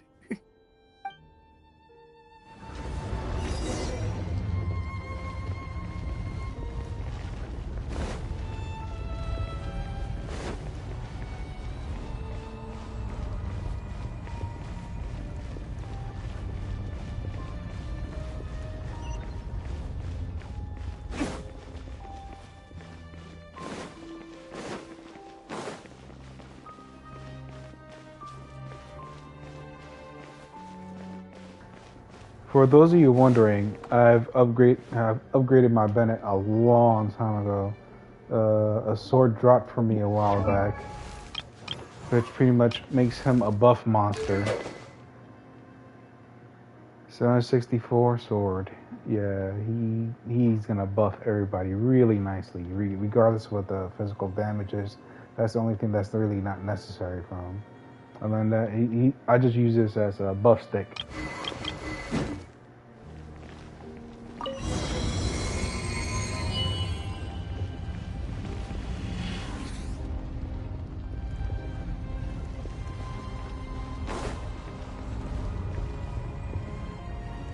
I think we've made it to the end. What is that thing?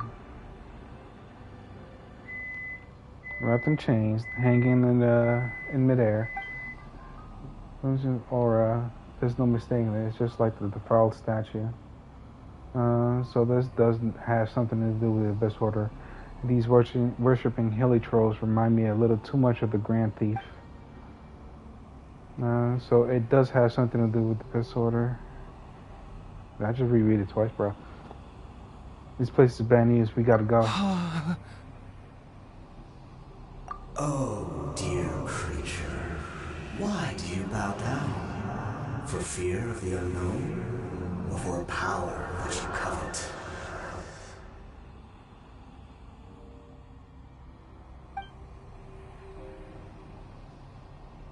Whose voice is that? It must be coming from right inside my head.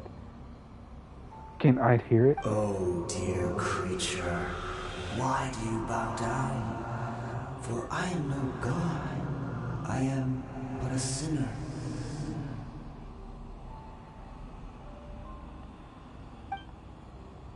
A sinner? You are like a flower, born in sin, yet pure, spotless. I know your fate well. You need no longer hold back your resentment, nor accept the countless lies. Go forth, become a transcendent one. Rise beyond the fate bestowed upon you. And I shall shed a tear at the end of time, as I gaze back upon your life.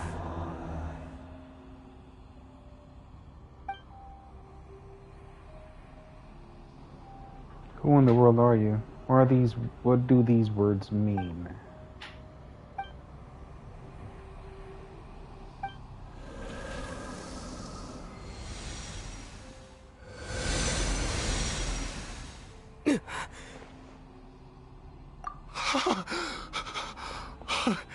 What just happened? When I saw that thing, my heart was instantly at peace. I was overcome by a sense of awe or joy, perhaps. Are you alright? I am. I feel good. In fact, I feel better than I did before I came in here. How peculiar. Something's not right about this place. We need to get out of here. Oh, is that so? All right. As you wish.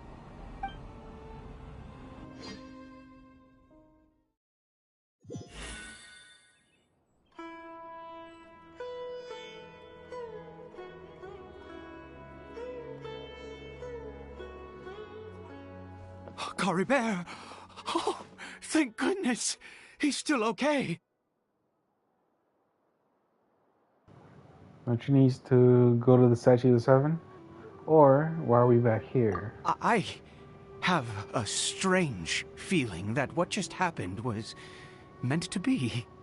For this to happen, right at the moment when I was dreading worshipping at a statue of the Seven, it's as if fate was calling to me. You say that I bowed before that thing, so perhaps it might be just as effective. If you insist. I That's have your to kid. try. No matter what, you said it yourself. I have to exhaust all options. Yeah, I did say that. Cory Bear? Wait, did it work?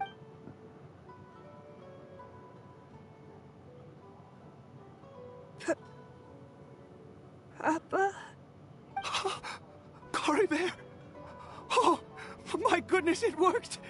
It's a stunned. miracle! Oh, Cory Bear, my dear son! You see?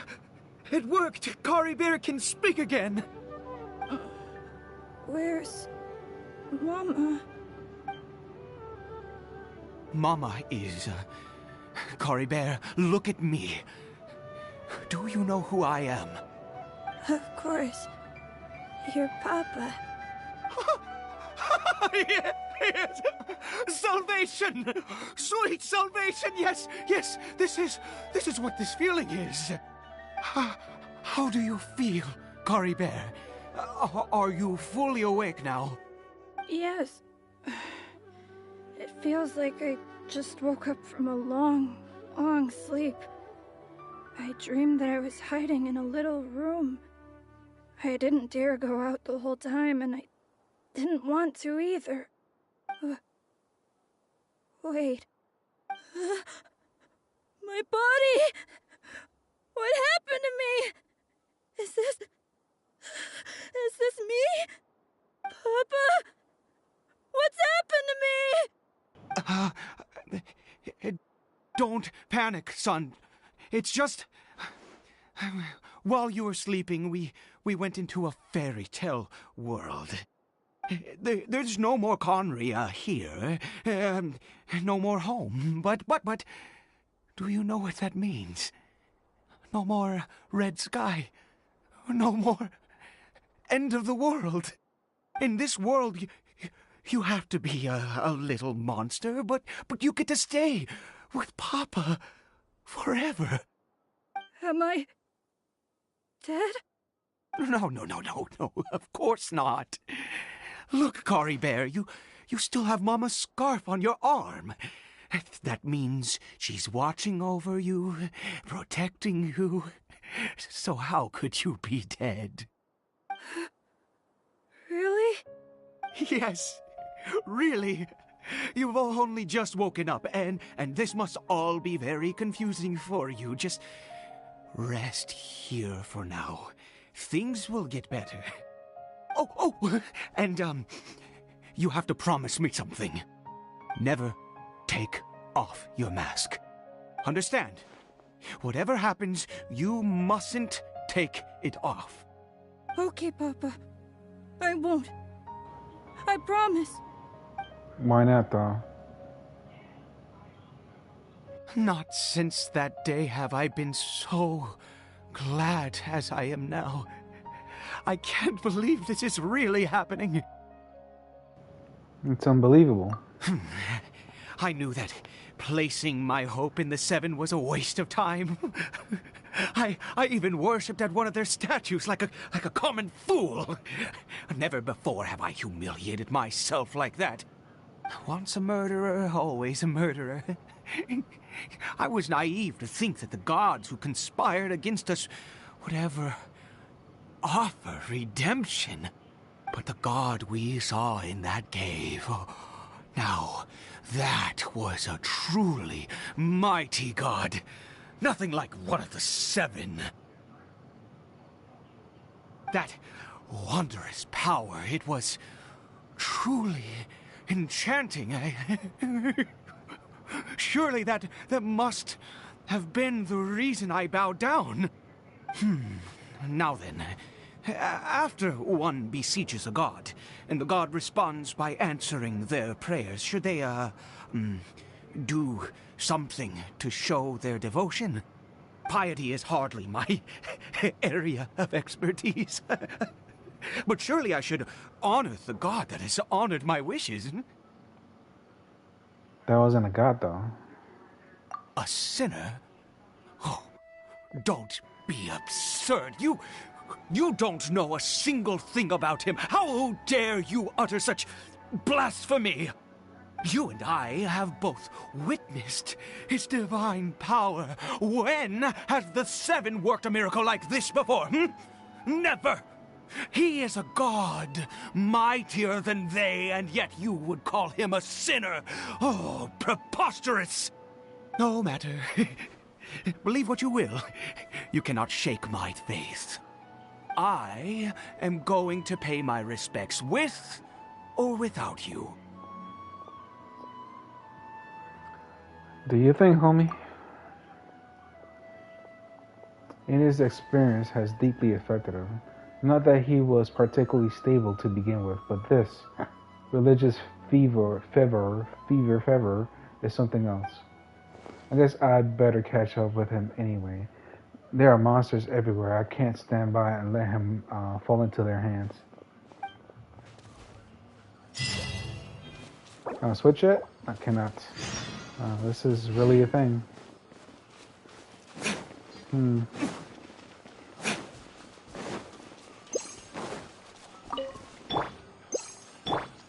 Body and mind.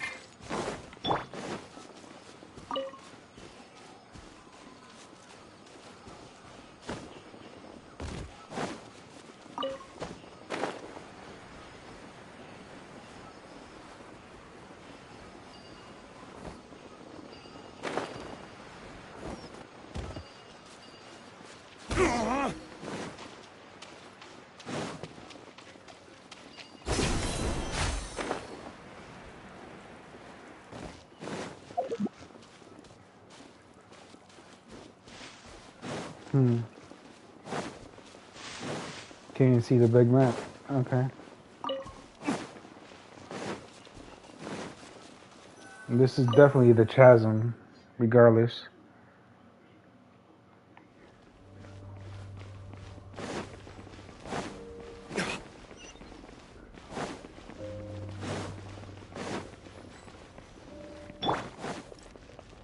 Stand clear. Absorption test. Oh, too far.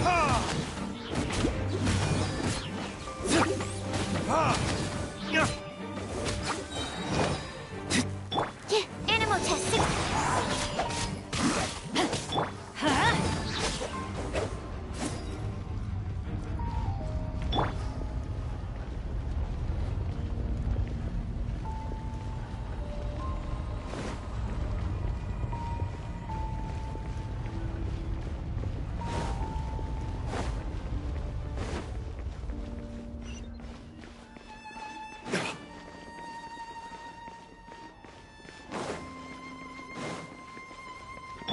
Absorption test.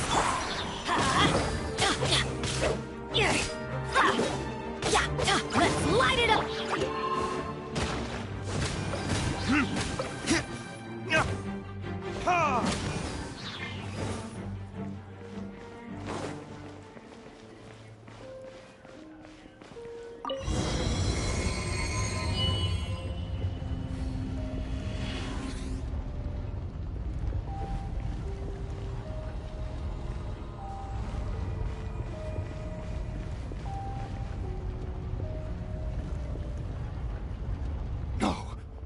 Impossible! What happened? It was right here. The Hilichurl worshippers have disappeared too? Was it all an illusion?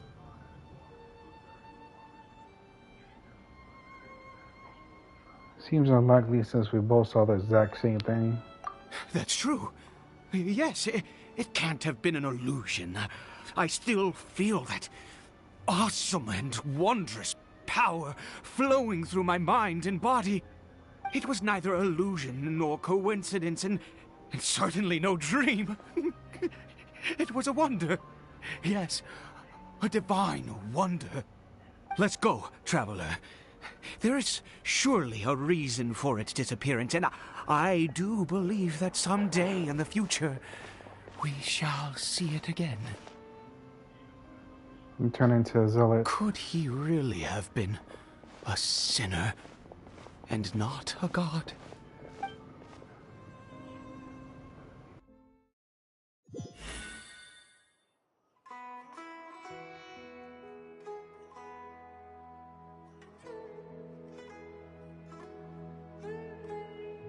Cory Bear? Where has he gone? Oh, no, no, no. Maybe someone else came by and found him? No, it can't have been that. There's no sign of a break-in and no sign of anyone having been here. This does not bode well. What if he's spotted by a forest ranger or an adventurer in his current state? They'd... Wait a minute. This isn't how we left it. Oh, no. Did he...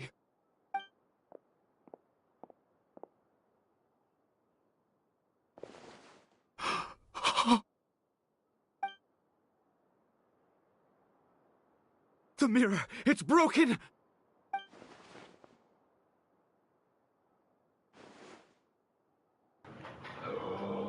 Wait, did we just time travel?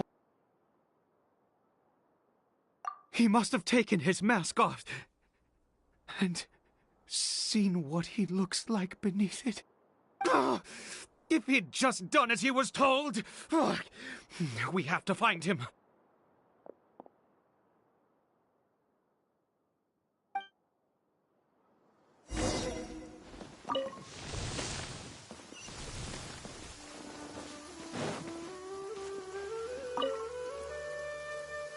It's his scarf.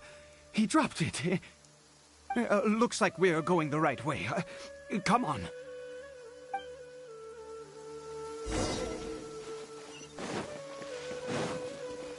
Cory Bear! Cory Bear! Where are you? Yeah, it does not look good. It does not look good at all. Curses! Forest rangers. Hey! Who are you? We haven't seen you around here before. What's your business here? Have you seen a hilly churl? A hilly churl should have come past this way. Have you seen it? I asked you first. Don't make this more difficult than it needs to be. I said, have you seen a hilly churl? Hey, whoa. Look, sir, there's no need to get so worked up. There are hilly churls everywhere. What's the big deal? We see plenty of them out here. Exactly. Matter of fact, we just took out a few of them back there. Those dumb boneheads. Oh, shit. You... Forest Ranger scum! You spawn of the Seven are all the same! I'll have your heads if you so much as laid a finger on Cory Bear! You're raving mad! You've got some gall coming here to our nation insulting the Forest Rangers! Curse you all, Forest Rangers! Stop it, homie.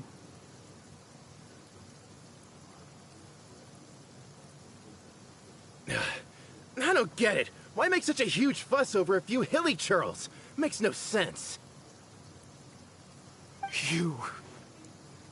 He'd only just regained his mind.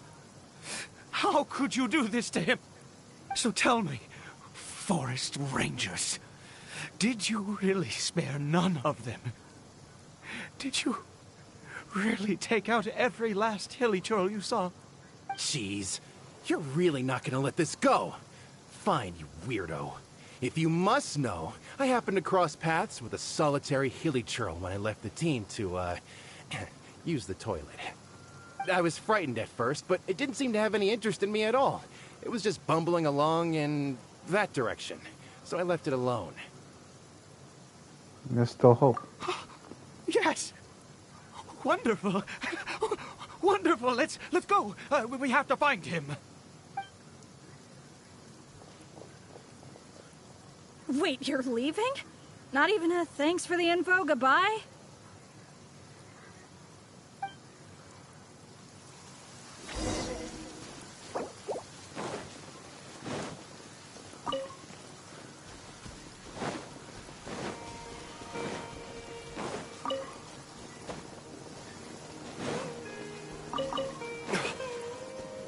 Is that him?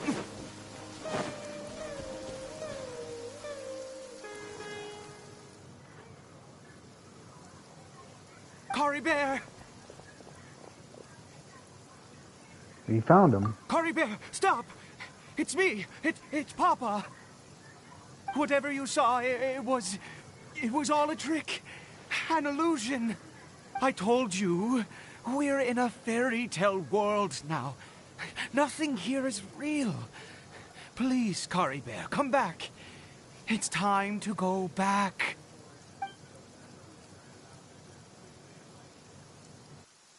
Cory Bear? He's not responding. How could this happen? He regained his mind. He must be able to hear me. Surely. Come, Cory Bear. We have to go home now. Papa's here to take you home, all right? Hold on, something's not right with him.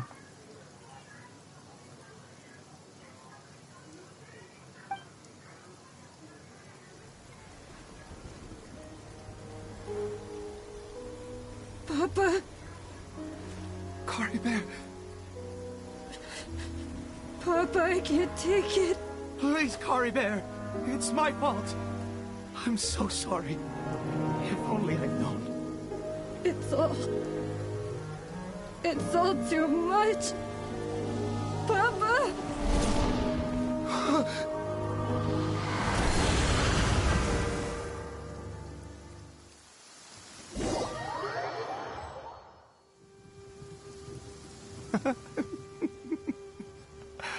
I see.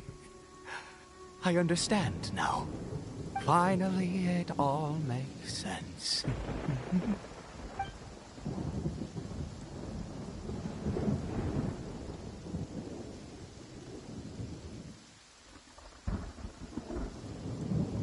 What happened? Did I faint? I can't remember Kyber taking his mask off, but then... I remember Kyber taking his mask off, but then...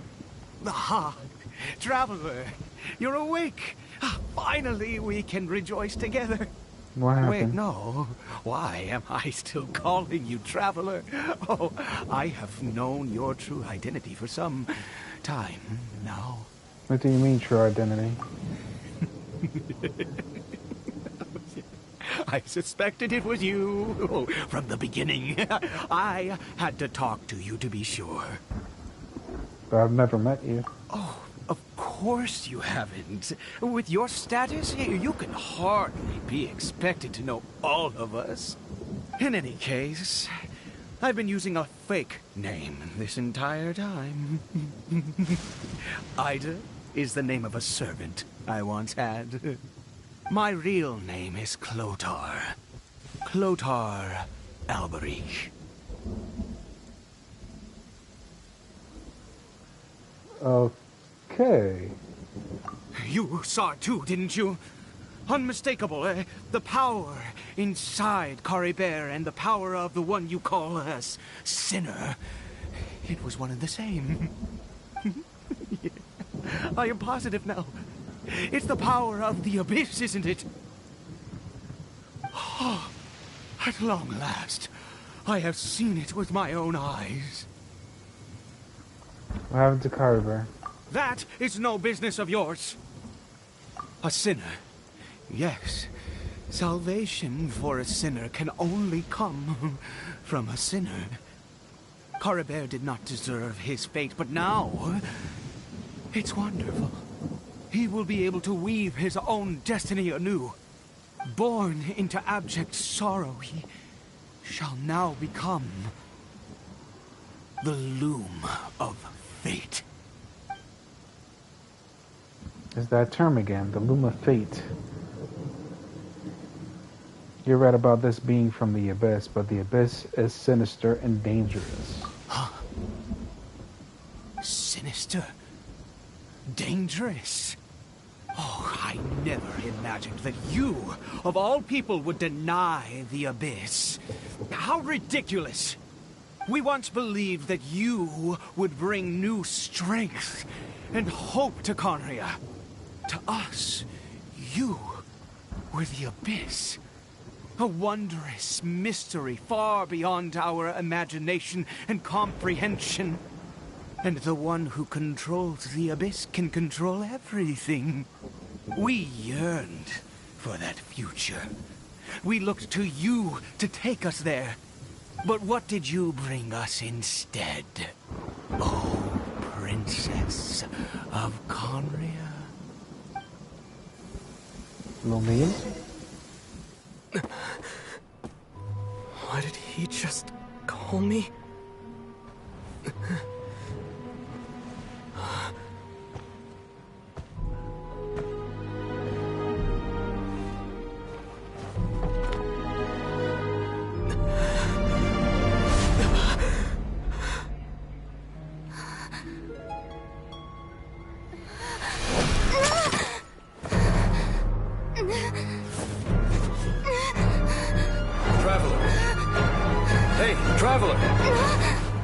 Traveler!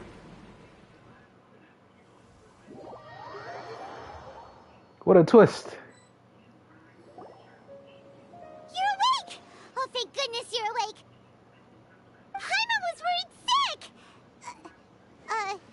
Traveler? Traveler?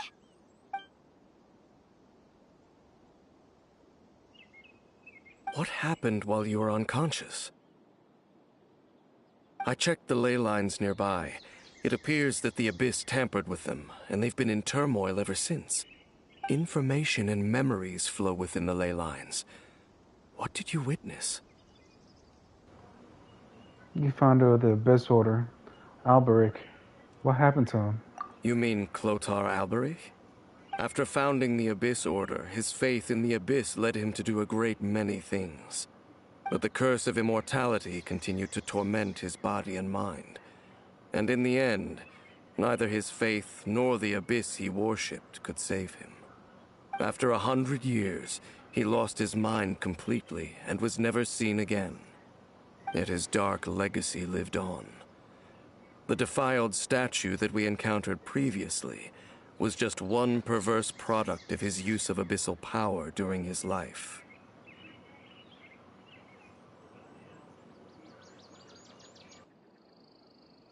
And despite that, my sister ultimately sided with him, didn't she? You could say that. She wouldn't be the Abyss Order's princess otherwise. Are you alright? You have a troubled look on your face. What happened? I have a story to tell you.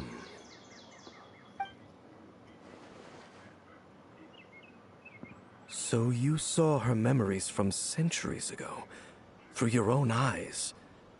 It all but defies belief.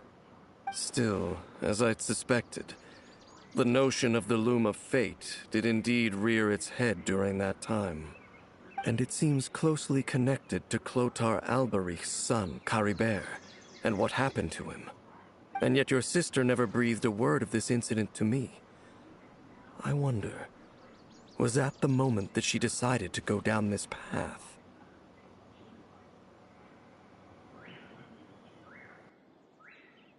I also wish that I could know what she thought about all of this. But one thing's clear, this is not a happy memory. Indeed. Clearly, this series of events sparked a long period of deep contemplation. This was where it all began. Yes, I almost forgot. There's something I need to check. What is it? I need to know what lies buried inside this field. The field? What does that have to do with anything? You mean here? Well, let's start digging and see. You scared the Duke out of Paimon! Did you rebury them yet? We're done. You can open your eyes now. A male and female skeleton, buried together. Interestingly, the male skeleton appears to have been interred much later. And it's holding a silk scarf in its hand. But what does this mean? Oh shit, And that's how the did kid. you know that there were bodies buried here? I think that the bones of a man belongs to Clothar Alberic. What? That's impossible. Unless Clothar Alberic finally found a way to rid himself of the curse. Perhaps he did. This all raises far too many questions. I need time to think, and to search my memories for some missing pieces. We should part ways here. Huh? You're just gonna leave? Why? You could come with us, you know. It's better that we split up for now. I think that he might have seen you. Who's he? Who's he? You mean that voice that I heard inside my mind? Yes. I have my suspicions as to his identity, but I need to confirm some other details before I can be sure. If the time is right, I will tell you when we next meet. But what do you mean that he saw the Traveler? How is that possible? It was just a memory. It all happened hundreds of years ago in the past. I fear that while these things would limit anyone else, they are no obstacle to him. What? Why? What is he? A sinner. All right, let's leave it there. Get some rest. Goodbye. There goes Dane. And just like that, it's back to being the two of us again, huh? Oh, Paimon, one more thing. What is it? I missed you. Huh?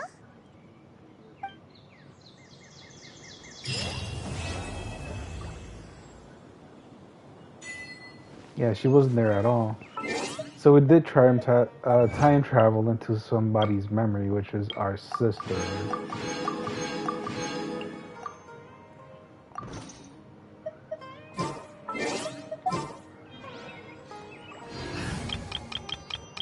And we got to experience exactly what happened too.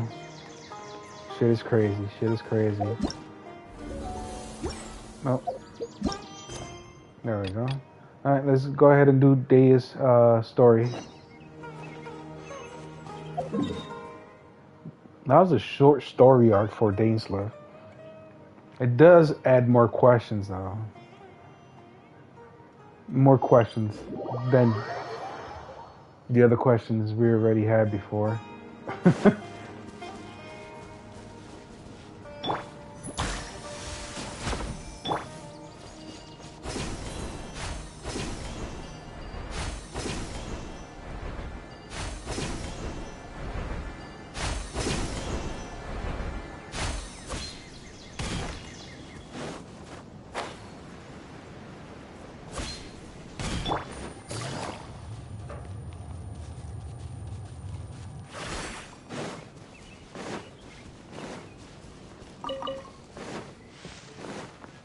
Take it easy.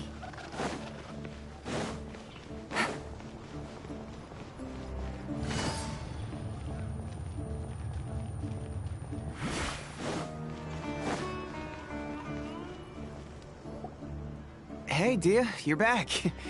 Are these two friends of yours?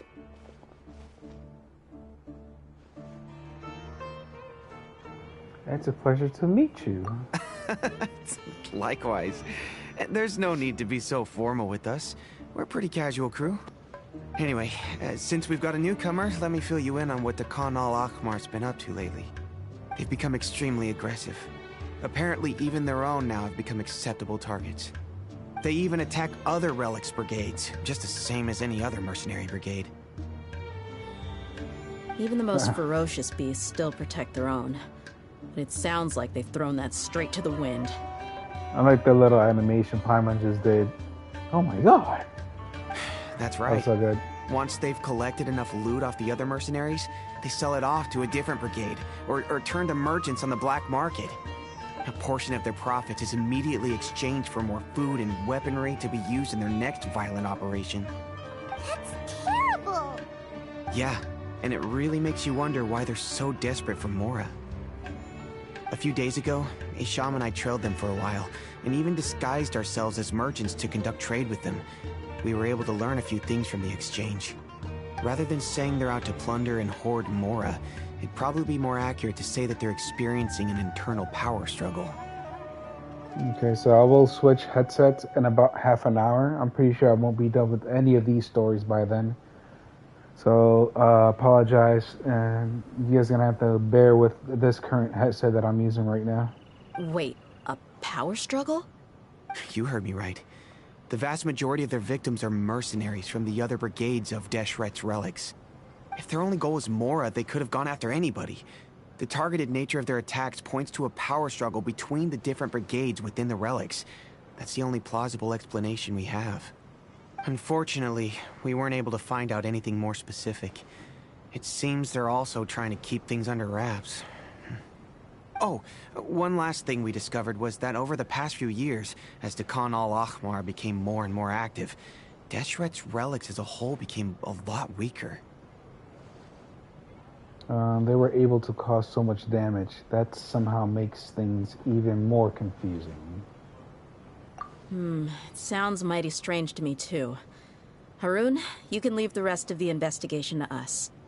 Gotta say, though, I didn't expect you to go on a whole undercover mission during the few days I was gone. Sounds like you were really putting your necks on the line, no? Nah, it was nothing. We're just as concerned about the situation as you are. The Khan al-Ahmar is your father's crew, after all. What he said. Besides, Dia, haven't you done more dangerous things than all of us combined? What we did is nothing compared to your experiences. Yeah. And while they went to talk with Khan al-Ahmar, I took a look at the last camp they attacked. Any survivors of the attack were already long gone.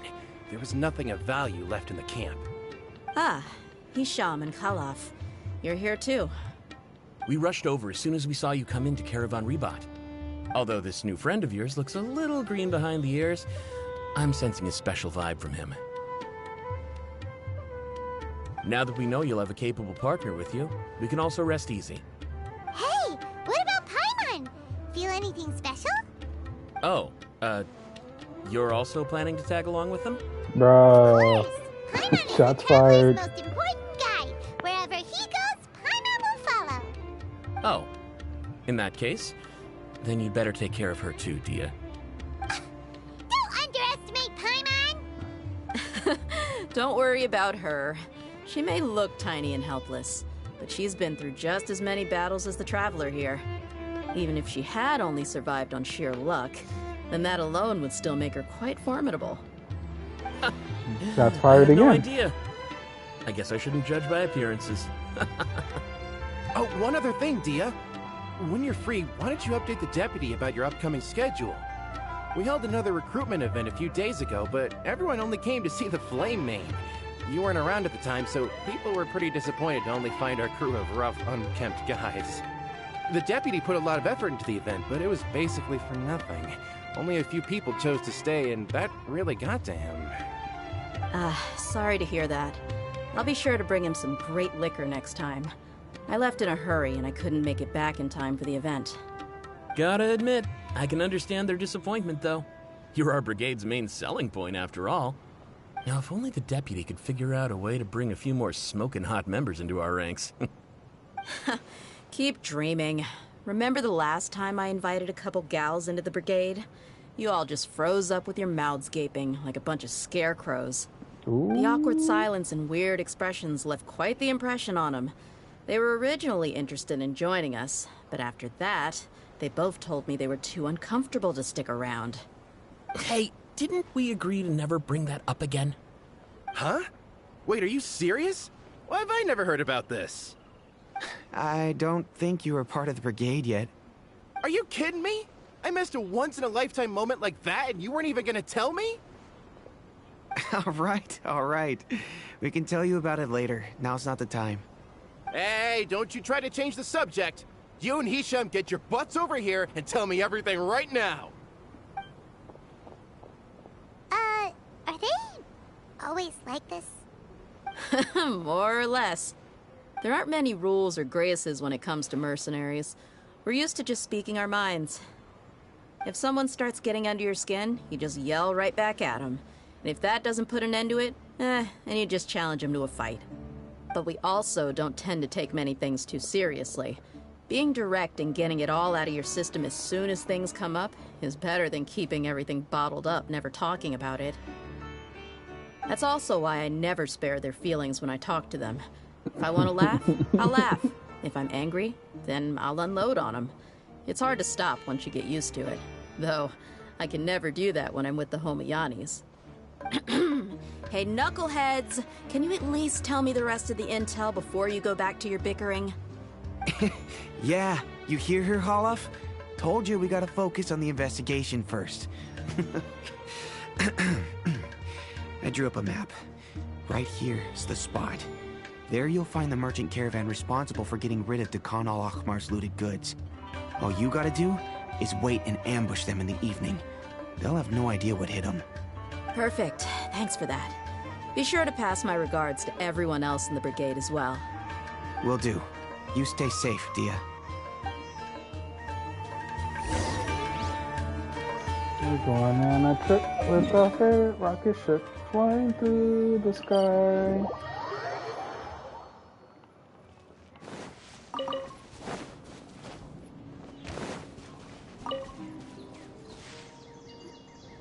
This should be the place. Let's find a spot to hide and bide our time. It's gonna come down to a fight one way or another, so let's all be careful. No need to worry. He knows his way around a fight. I'm not worried about that. What I meant is that we probably shouldn't go too hard on the enemy. After all, we still need to get information out of them. Good point.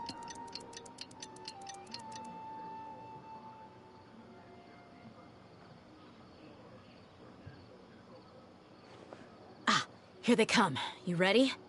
Let's not give them a chance to react and end this quickly. Enough said. Oh.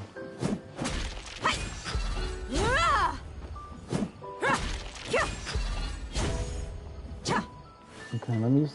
What's the recovery? Okay, that's a pretty hefty recovery.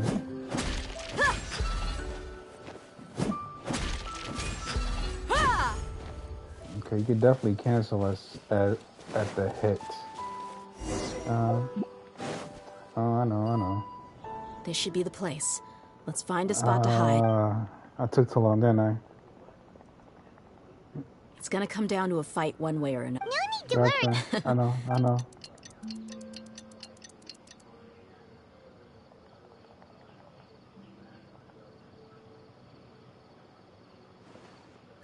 Here they come. You ready? Let's not give them a Right, well, looks like I won't have time to actually test her, look at the details.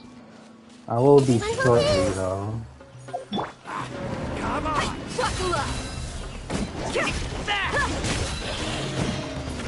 Camera angle is horrible. You want this one? Time to act. I'll be back.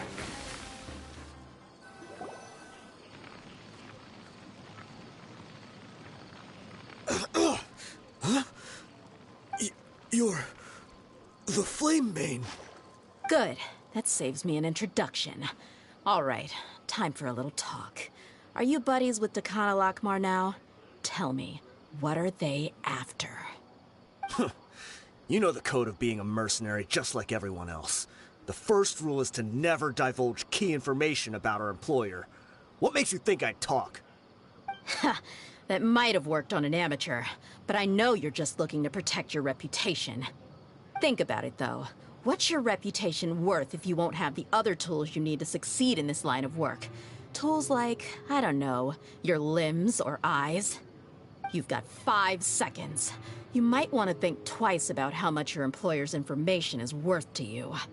Whoa! It's alright, Palma. Let her do her thing. I'm not joking around. We can do this the easy way or the painful way. 2 seconds. I'll save you the trouble. Wait, did he just? Huh? Are you crazy? What? He tried to bite off his own tongue. Quick, search the area for any first aid supplies. He's super loyal, I'll tell Definitely you didn't that. expect him to go that far. Thankfully, the wound wasn't too deep, and he just passed out from the pain. But why would he be so extreme? I just wanted to test his mettle. You can get a lot of mercenaries to talk just by threatening them. I didn't expect him to be willing to go through so much pain just to deny us some intel. Well, he's out cold for now. We could wait for him to wake up, but maybe it's not a good idea to interrogate him any further. What should we do? Yeah, don't worry about it. It'll be a waste of time to interrogate him again after that. He might just hurt himself again if we start asking. There are lots of goods around here. Let's search the area. Maybe we'll be able to find something. I'm really sorry.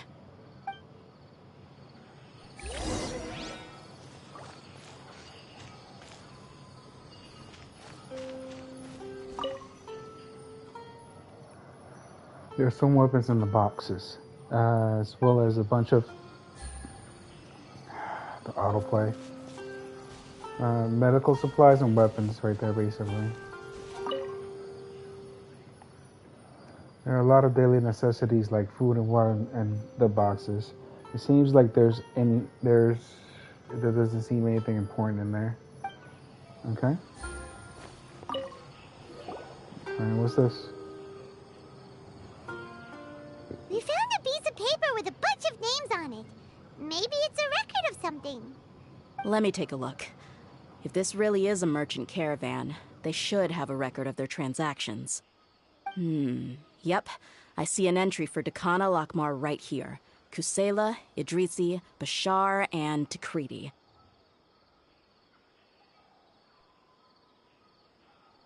All familiar names. Dakana Lakmar has been trading for a hefty supply of food, weapons, and medicine. It seems that in the past, they used to receive some canned knowledge as well. This caravan is just one link in their logistics chain. Once in the rainforest, the caravan will exchange the looted goods for Mora, and the funds will then be passed to a specific person. That person will then pack the caravan full of necessary goods, which will then be brought right back to Dakana Lakmar. Wait, why is there no Mora value recorded for the final transaction? No value? Yeah, every transaction before the last one was marked with an exact amount of Mora, but the final one, where they paid for everything to be brought back to the desert, was simply marked as delivered. Maybe the more amounts just what happened to cancel each other out. Perhaps. But they couldn't have known how much they would make off selling the loot. Do they not care about profit margins at all? Anyway, the next part's the records of the goods themselves. There are a lot of entries. Everything was probably sourced from the rainforest. Huh? What's wrong? Shahzaman Homayani? Homayani? You mean Dunyarzad's family? Could it just be another family with the same last name? I'd be surprised to find someone with the exact same first and last name. Shahzaman Homayani is Dunyarzad's father, and the head of the Homayani family. Just what the heck is going on here? Calm down, let's analyze the situation first. I'm sorry, you're right. I'll consider what we found and not jump to conclusions just yet.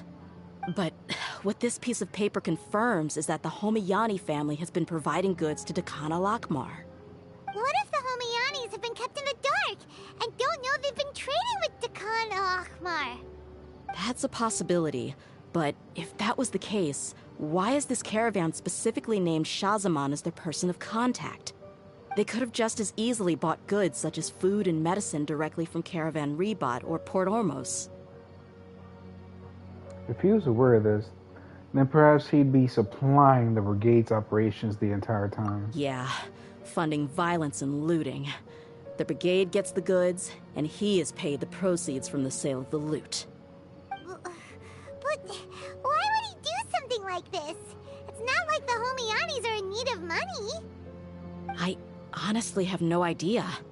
I've been to their estate many times, and I've never noticed anything suspicious. The only potentially large expenditure I could think of would be the treatment costs for Dunyarzad's Elazar.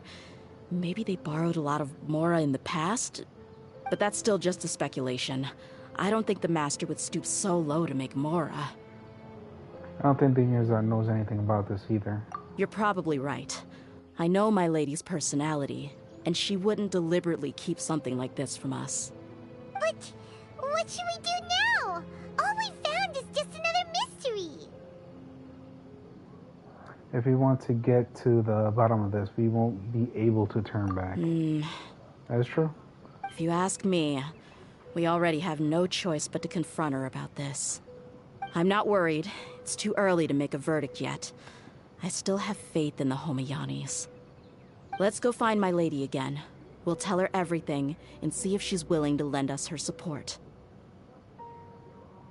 If we're lucky, we can not only figure out the mystery of this paper, but also follow the trail of breadcrumbs to the people responsible at Dakan al-Akmar. Dia, are you sure this is the best decision? What if instead of getting the help we need, we just end up revealing everything we've discovered to the enemy? I've considered that possibility. But even still, I want to tell her what we found. I think I owe her that much. True friendship is built on trust. She showed genuine concern for me when we first brought up the topic. I can't repay her kindness with doubt and suspicion. That is true. That's not how I deal with people. You're right. Paimon wants to trust Dunyarzad too. I hope we'll be able to help. Yeah. Let's pay another visit to Sumeru City. Gotcha. En route.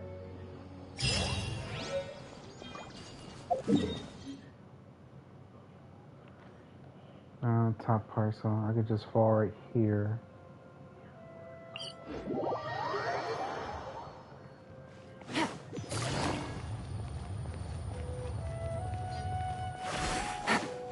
Take it easy.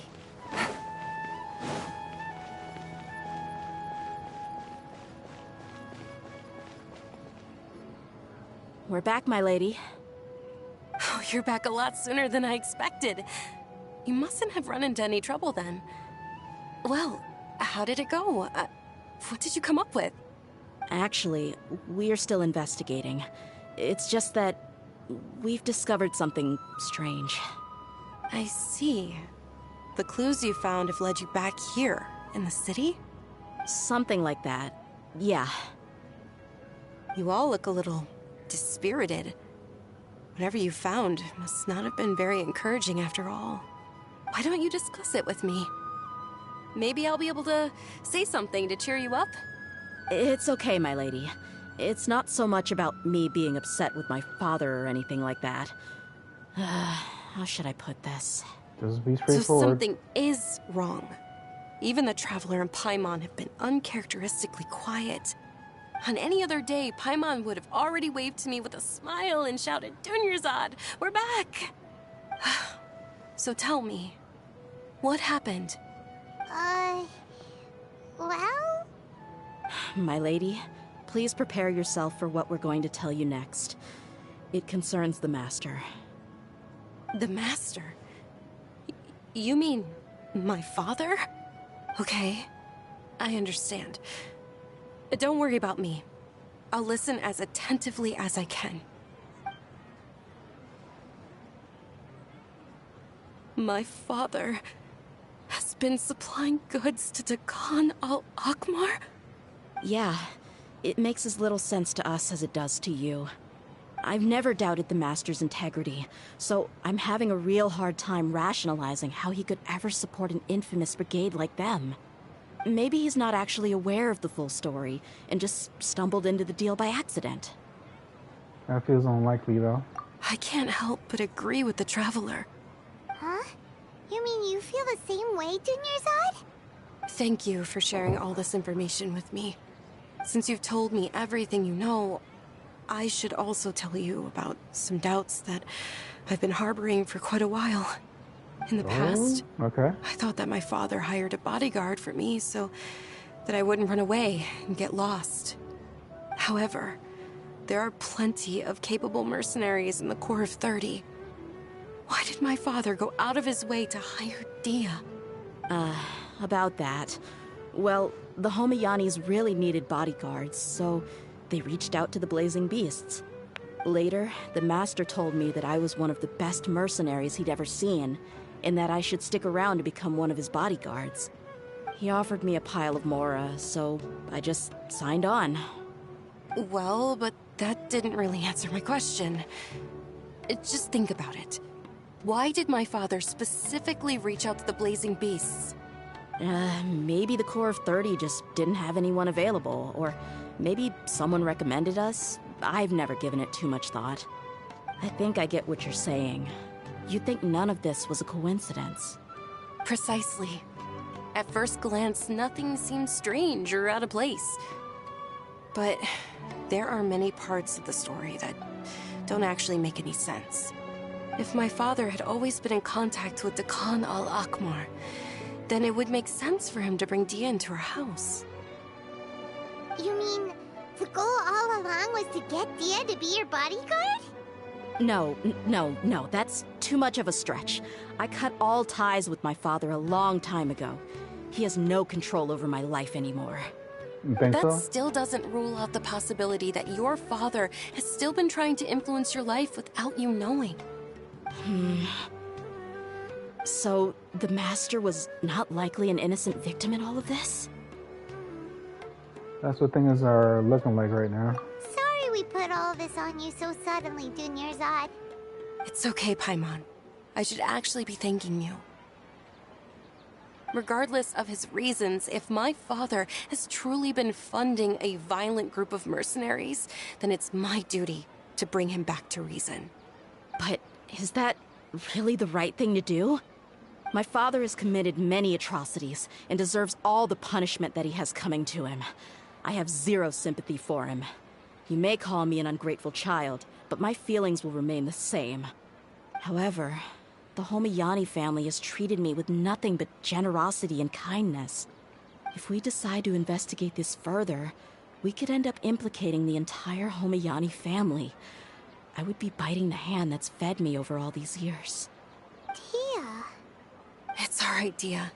If anyone were to ask, you could always just say that I'm the one who instructed you to get to the bottom of this. You don't have to do that, my lady. I'm not conflicted because I'm afraid of taking responsibility. Besides, you're the one we should all be worried about right now. Hey! It's still too early to give up hope! What was the thing about friendship again? True friends is built on trust. Right, yeah, trust! You said that yourself, Dia. Besides, there's no point on getting all riled up before we've confirmed all the facts. If your trust hasn't been misplaced, then he probably has many conflicted feelings as well. Thank you, everyone.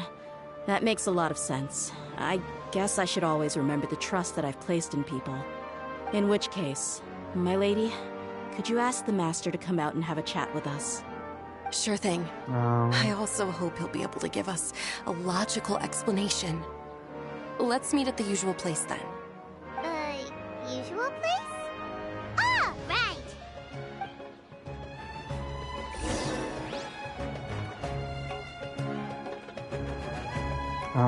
Replying to a message. Give me a second, please.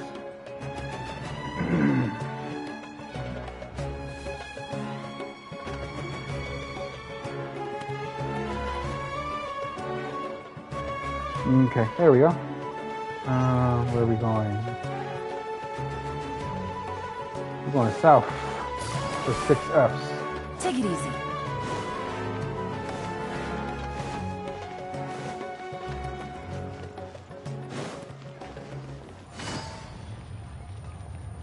Oh.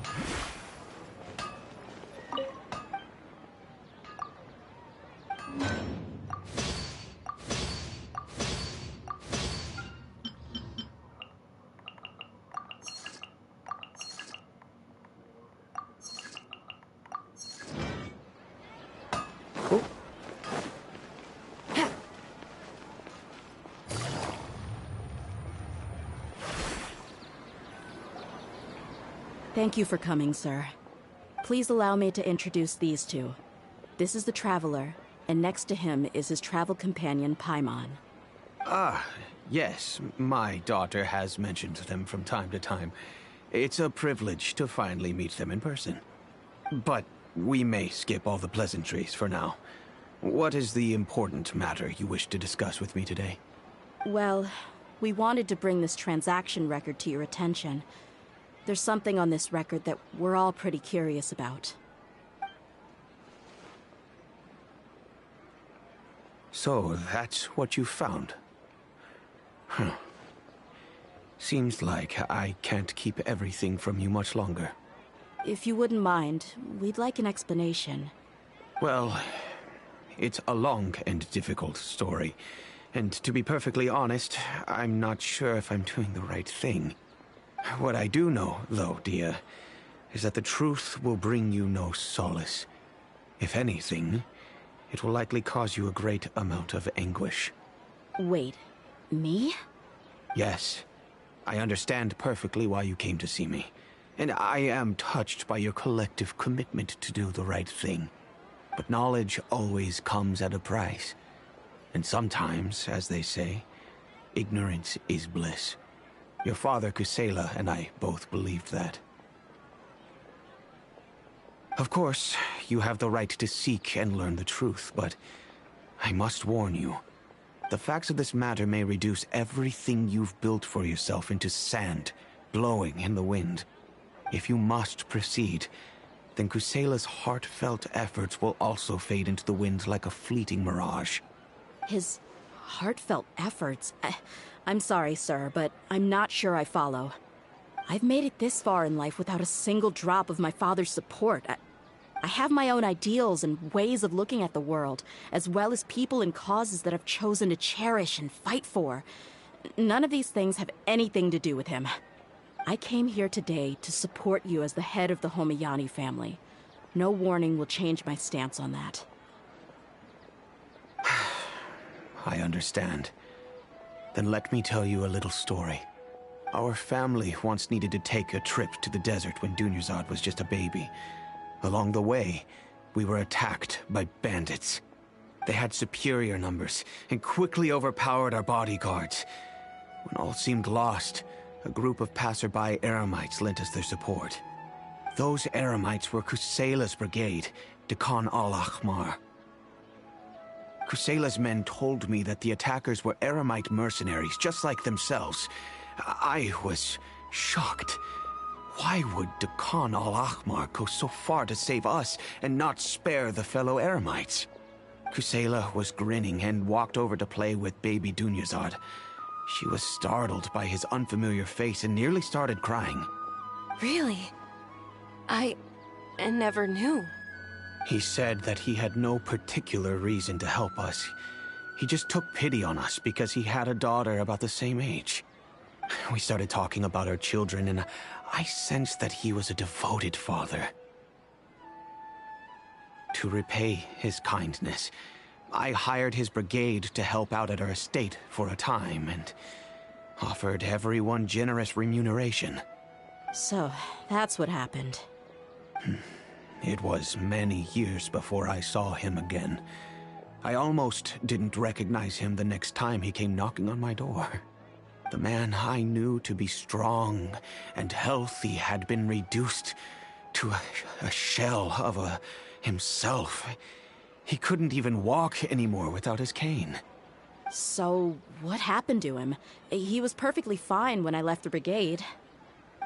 I'm not too sure myself. The only thing that didn't change was his cheery disposition. He said there was absolutely nothing to worry about and that he had gotten into a fight. That was all.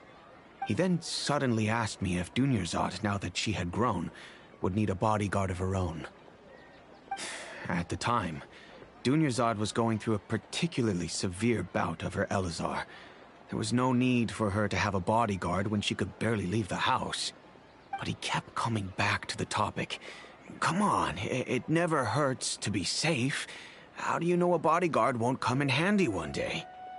I was completely lost at first, until he recommended the Blazing Beasts. and in particular, a mercenary named Dia. So he was the one who recommended Dia to you. Indeed. He didn't say it out loud, but it was clear that he saw Deshret's relics as an evil group who would eventually corrupt every member in their ranks. He was already beyond redemption, but he hoped that he would be able to detach his daughter from the vicious world of mercenary life. If Dia could stay in my house and keep working as a bodyguard, then gradually her affinity for the desert would decrease, and she'd be able to leave her previous life behind. And that's why you offered her such generous compensation? Yes, but not just because of that. From the moment that he asked me for that favor, I also began to see Dia as my own daughter. And that's also why I tried to persuade you to stay when you asked for permission to leave. I was willing to spend however much it took. Kusela saved my daughter and I all those years ago in the desert. I could never refuse him entrusting his daughter to me. He was always like that, acting like he's oh so smart and self-righteous. Kusela said that he'd reimburse me for a portion of Dia's fees. I refused to take any mora from him, but he'd always sent me funds anyway. Eventually, I just accepted them as a token of his gratitude. And that went on for a while until I received another letter from him a few years ago. The letter contained a request to help him buy food, weapons, medicine, and even explosive materials. Wait! Isn't that around the time that Dekhan al-Ahmar started becoming more aggressive? That's right. When I started to hear some nasty rumors, I became wary. I wanted to meet him face to face to discuss things. But by then, he was no longer receptive to my requests to talk. If I had to guess, it's probably because he doesn't want to put Dia at risk. But by the same token, he should have stopped asking you for materials. That thought occurred to me as well. I figured that he probably came to me for help because he had nobody else to turn to. After some deliberation, I decided to send him some food and medicine. I turned down all his requests for explosives and weaponry. I am aware that even such a reduced gesture of support could lead to others coming to harm, but I could not simply reject his plea for help. In the end, it probably was the wrong decision. I plugged my ears to the rumors and just chose a solution that made me feel least guilty about myself. If you can, please tell me where he is now. None of the things he's doing right now make any sense if he's just trying to keep me from getting tangled up in his world. If all he wants to do is steer clear of me, then maybe he shouldn't have brought me into this world in the first place. Oh no. Dia, please don't feel that way. I'm just angry because I can't wrap my head around any of his actions. Maybe there's another way of looking at this. Can you try to believe in him just one more time? Another way? I don't know. I knew him, and he was nothing more than a childish brute. I can't understand what's going through his head. But I guess you do have a point. We haven't uncovered the whole truth yet. We still need to figure out his exact actions and reasoning for these last few years. I'll do my best to help. Of course, anything between the two of you would need to be resolved between you and him alone. I don't know Kusela's exact whereabouts. Outside of supplying his brigade with some goods, I tried my best to avoid getting involved any further with him. However, there's a man on the list named Jawed. He used to be a mercenary in the desert and is now a member of the Corps of 30. He's responsible for supplying weapons and liaising with the Dekhan al-Ahmar's merchant caravan. I think he should know Kusela's whereabouts. I've heard that he likes to have a few drinks alone and enjoy the cool wind at night outside the tavern. Maybe you'll be able to find him there. Understood. Thank you, sir. Then I guess this is bye for now, unless... I'll stay and be with my father here. To be honest, I'm still a little dazed and haven't finished processing everything quite yet. My father has indeed done something wrong, but if I think about it, I'm also not sure if there was a right way to handle this problem. I feel like Our only course of action is to turn everything we know over to the Core of 30 and let them render judgment. Yes. I am prepared to accept whatever verdict they choose. It's time to face my mistakes. He technically didn't do anything wrong. I mean, he did support homies and all that stuff, but yeah. Lilith and Jared outside the tavern at night. So, let's fast forward time then. Right here should be fine.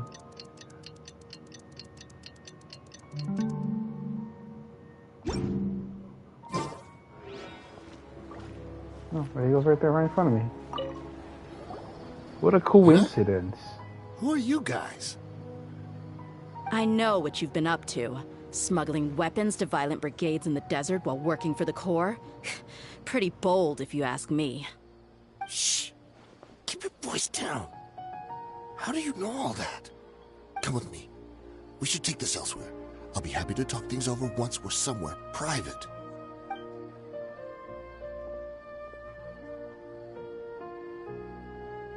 This place should do. All right. Back to my question. How did you all know about me? Don't worry about that for now. You know what kind of punishment you'll face once we report you to the Corps, I assume. Wait. There's no need to jump the gun. Let's talk this out. What are your terms?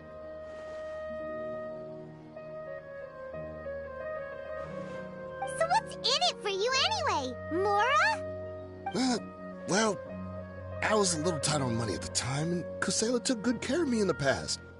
I weighed it in my mind, and I couldn't find a reason to turn the opportunity down. I wouldn't only be helping my benefactor, but I could also make some quick Mora. Let me tell you how it is. We're investigating Khan al-Akmar, and we're gonna put an end to their operations. If you provide some help for us, then we might just put in a good word later to reduce the terms of your punishment. Hey, why don't we discuss this a little first? Listen, I made quite a bit of Mora from my last run. You just give me a number, and I'm sure we can... Shut it. My patience is running out. You should know when a mercenary is after something other than money. All right, sheesh. But you gotta promise you'll put in some nice words for me later. They're always on the move. Here's the spot they were at the last time I made my delivery to the desert. Feel free to go have a look. I'm just telling you, though, it's not on me if they're not there anymore. Sure. And then you can forget about any nice words from us. Hey, come on. Now you're just being unreasonable. Really? And how do I know you're not leading us straight into a trap? Don't forget, you're the one with no bargaining chips. All right, I get it. Why don't you go take a look, and if they're not there anymore, I'll try to figure out something else for y'all. Now that's more like it. Let's move. And as for you, try to stick around the city until we get back. You don't want us to call the folks from the Corps and have them drag you back to the city.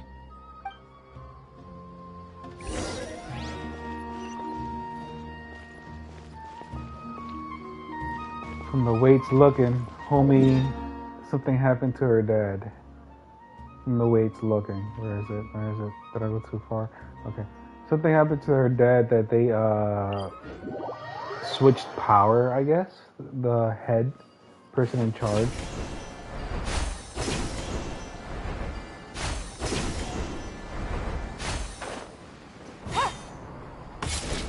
Let's see if that theory is true. Seems like we're in luck. That should be their camp right up ahead. Let's go. We'll finally get to the bottom of this ourselves. I'm here to see Kusela. Tell him to get out here. Tia, why are you here? I see everything. Look alive!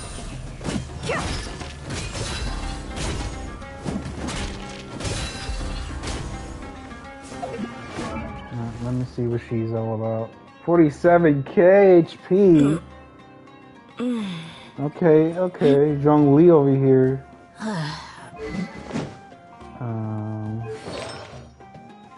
Noble set, of course.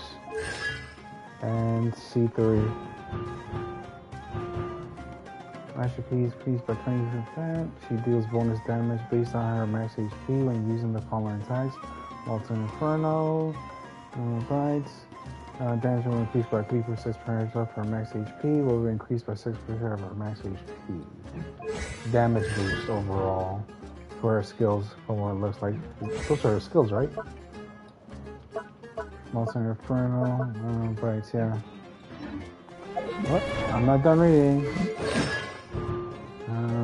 When Dea uses Molten Inferno, Raging Flame, the duration of creating the fire flame will be increased by 6 seconds. Additionally, the fire sensing exists in the field. Damage dealt with the primary attack will increase by 50%. Damage buff for his skill. Gotcha. Increase the level by 3. Okay.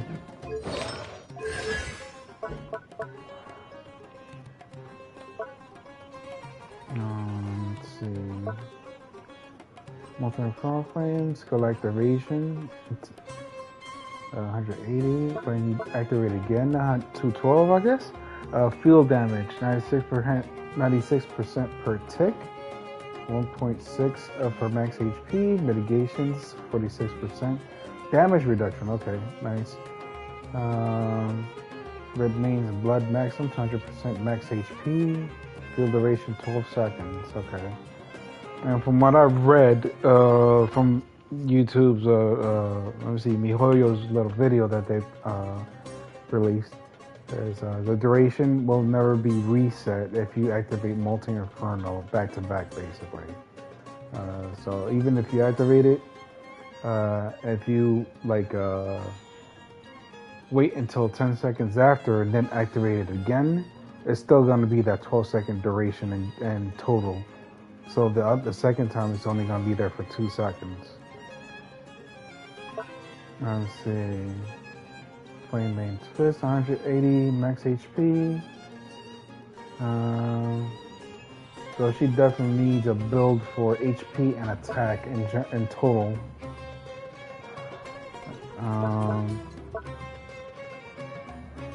Okay. From what it looks like, though, I say the monolith 2-piece, Millilith 2-piece would work well with her. Combo with 2-piece elemental mastery, whichever one you prefer, honestly.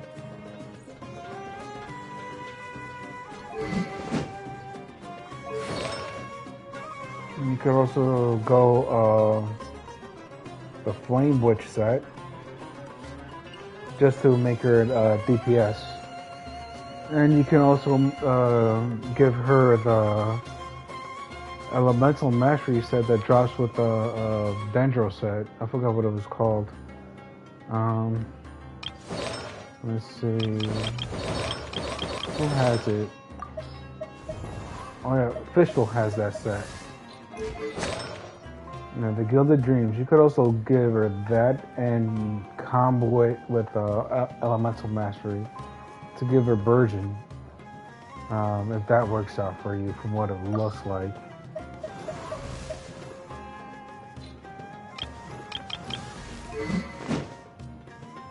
Let's see, crit rate 608 to 33%. After the character's elemental skill hits an opponent, their attack is increased by 20% for 8 seconds.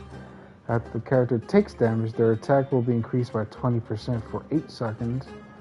Okay, so it looks like it stacks. The 2 aforementioned effects is triggered when the character is not in the field. Okay, so she doesn't have to be in the field with this weapon. Additionally, when not protected by a shield, the character max HP will be increased by 32%. This is actually a pretty good sword for Diluc as well, honestly. Base attack crit value. You can give this sword to the great sword to Diluc, since what was the wolf gravestone? I forgot what the sword is called, but that wolf sword, all it does is buff attack, and he needs more crit than anything else, honestly. So give this to him, and you should be just fine. It also gives you the 40% attack buff right there, and increases his HP. So that works out for him completely. Who else can use the sword?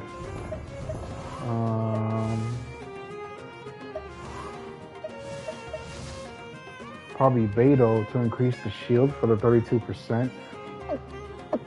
But that won't work so well because there'll be a shield. It'll only increase her attack buff, honestly. The shield will be pointless.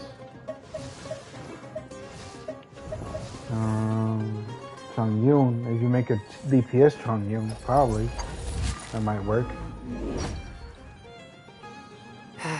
There won't be a shield. He'll get attack buff. An attack buff after he creates a field of ice. So yeah, that could work out for him. Razor, he's more of a physical attack than anything, right? I've seen Electro build, so that might be it, but physical is more effective on him. So yeah, only persons I would roll for that weapon for is the Luke, honestly. If you guys don't want Daya, then there you go.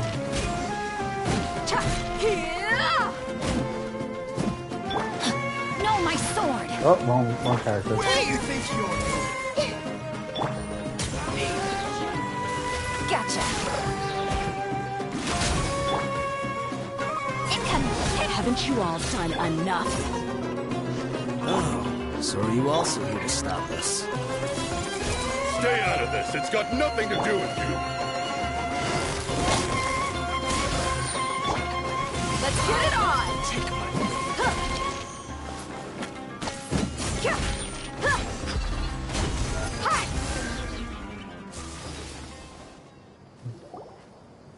Oh, she's so strong. Enough fighting. We all know each other, and I don't want to take things too far. Just bring Kusela to me. There's no use hiding him anymore.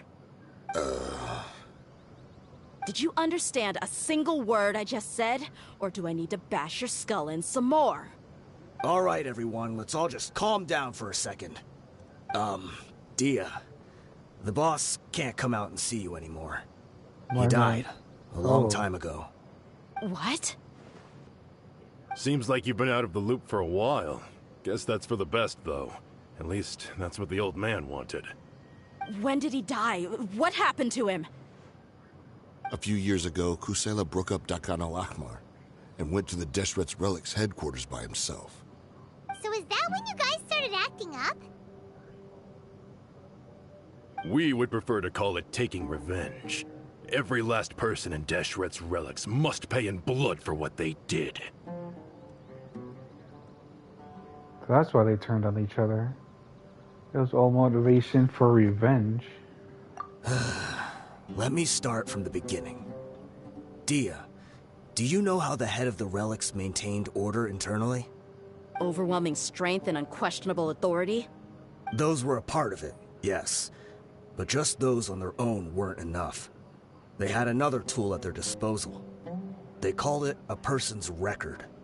Regardless of whether they joined by their own will or were coerced, every person in Deshret's Relics were forced to leave a record of themselves at headquarters.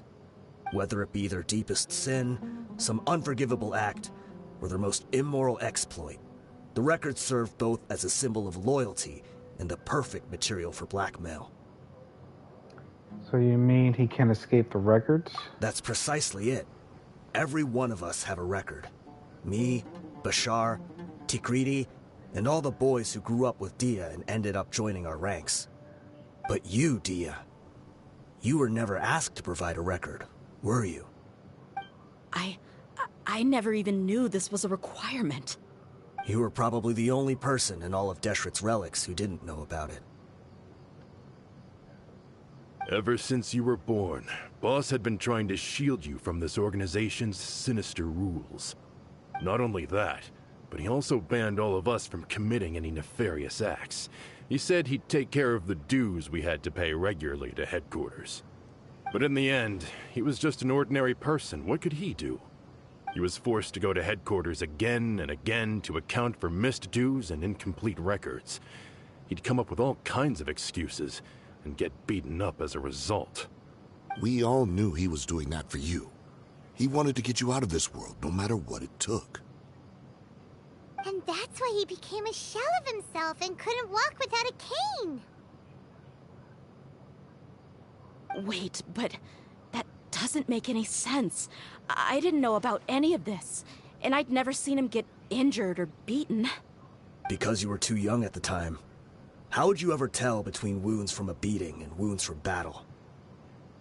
When you left home after that final argument with him, he seemed to age by a decade overnight. Even his hair went gray. So, even the blazing beasts were... Yep.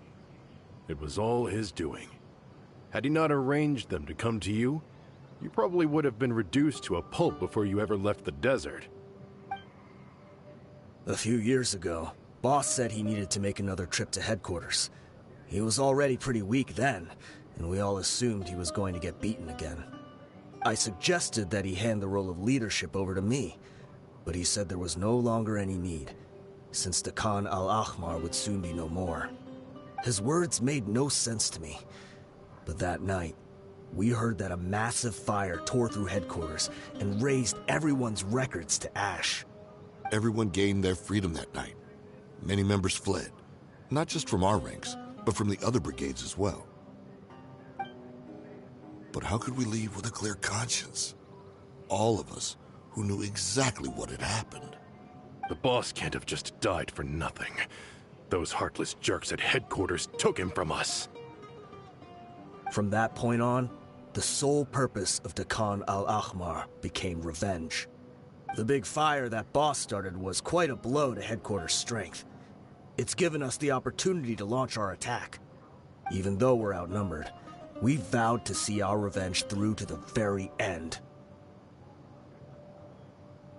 Natasha's relics haven't been the only victims of your There were revenge. people from headquarters who changed their names and went into hiding. Some fled to other brigades, and others escaped to the rainforest. But we won't let any of them escape our wrath. They'll all pay for what they've done. We've suffered plenty of losses as well. To keep going, we need an enormous amount of supplies, from food and medicine to weaponry and explosives. All we can do is exchange our loot from Mora, and then use that to get supplies.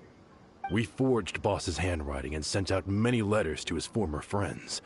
Thankfully, many people were willing to come to our aid. We were also able to attract many mercenaries who shared our goal. We've endured unspeakable pain to win many impossible battles. Deshret's relics have become weaker and weaker, and now we finally have an opportunity to directly strike their headquarters. Paimon doesn't know what to say anymore. Responding to violence with more rounds will only cause more pain. Do you have any idea the amount of damage you've done? We do know right from wrong, but we were sinners from the very beginning. We do not deserve the freedom that the boss won for us with his life. Boss always loved his old-fashioned hero stories. Those tales about sacrificing yourself to save the world. We used to always laugh at him for it. But in the end, he really went and lived those stories out himself. As for me, I never considered myself a hero. We're all the lowest of the low. We have no right to even imagine such an existence. But maybe those hero stories he liked foreshadowed everything that was to come. The spirit of the hero touched all those he had saved, and more people joined his cause. Maybe we were all just acting along with the play in the beginning. But as we acted the parts and recited the lines, we were drawn in. And now, we want to see the story through to the end. I'm sorry, Dia. I know you always found us insufferable ever since you were young. Just think of this as a madman ranting. I'll go with you. Huh? Dia? You want to go with them? I grew up with these guys. And I know they're not bad people.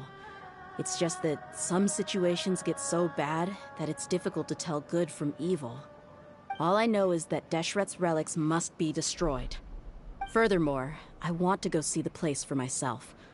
I want to know if my father is still there. I know you don't want to get involved in this, so there's no need for you to tag along. I can do this on my own. I'm on your side. Yeah, Paimon feels like we'd only regret it if we don't see this through to the end. Thank you. We'll be a lot stronger together with you. I bet Boss would lose his mind if he ever knew you'd join us at the very last moment like this. Considering all the losses and injuries we sustained, we can't afford to turn down someone as powerful as you. He can think whatever he wants. But the fact is, I owe him this much.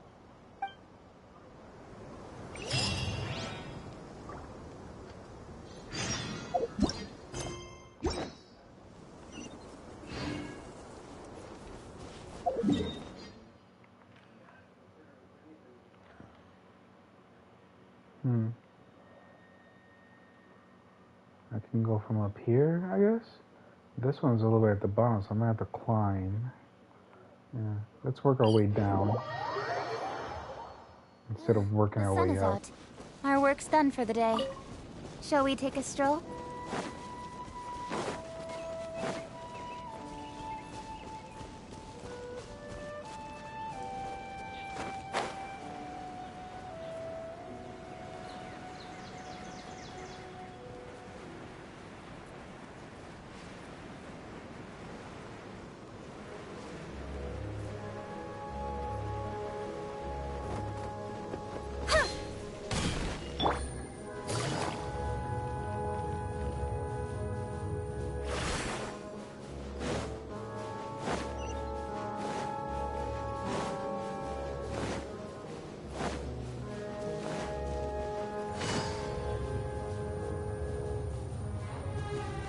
Take it easy.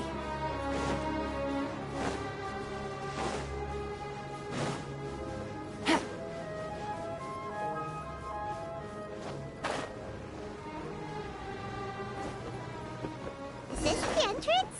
We sure didn't run into much trouble on the way here. Should be. I don't think they have enough manpower left to post guards and defend their perimeters. Dendro, Electro, and Pyro. Dendro, Electro is all I really need here, honestly. But this team will definitely have to suffice and deal with Shawnee's healing, so... let's go. Wow. Paimon didn't expect it to look like this on the inside. They should all be holed up in here. Don't know how many people they've got left, though. Who cares? We'll round up all of them. She's angry. Still, we should be careful. Even if they've only got one shot left, it could still take us out. I've fought through many situations like this before. Yeah, we'll know what they're really capable of once we've landed some hits on them. Deshret's relics may have been a force to be reckoned with before, but their name means nothing now. Yeah, they don't stand a chance with you here. I'll take the lead. I've been here once before.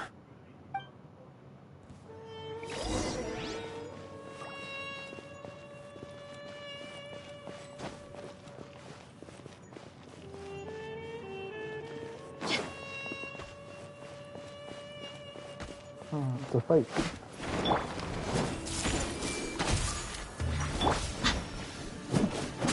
Look alive! Cha! Yeah! Yeah! I'll be back. You take my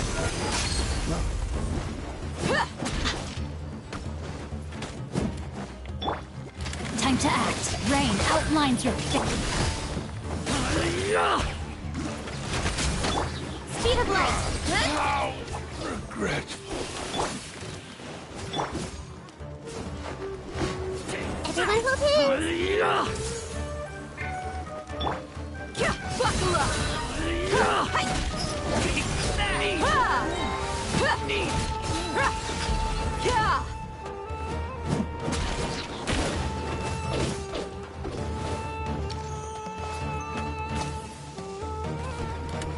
There's nobody there, dude.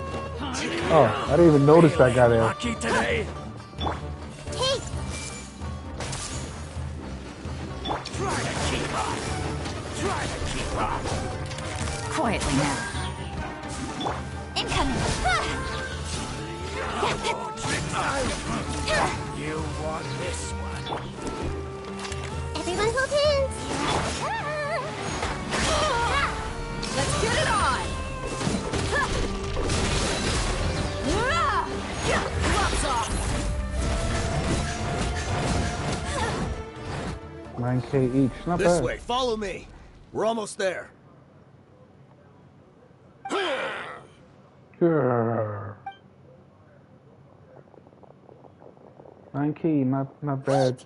They went charging ahead without checking for any traps. Hey, you guys okay? It seems like we just got trapped in here. Don't think we triggered anything else. Watch out, the enemy's coming from ahead. Well, now that things have come to this, seems we'll have to fight our way through. Don't worry about us. We knew something like this could happen. Go and take a look around. There could still be another way through. Let's go! We can't let the boss down! Let's check if there's another way. The sooner we can make it through to help them, the better. Let's see.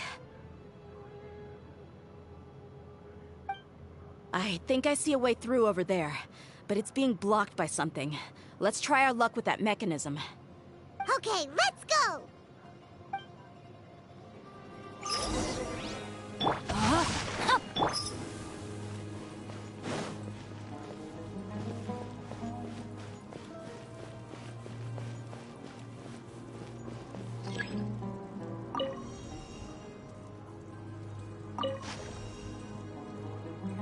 Nope. Change the color. There we go. That wasn't so bad.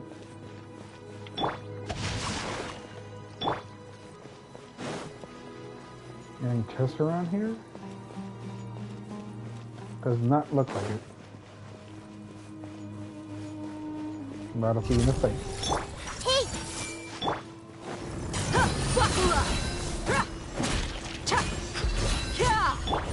Gotcha. Hey!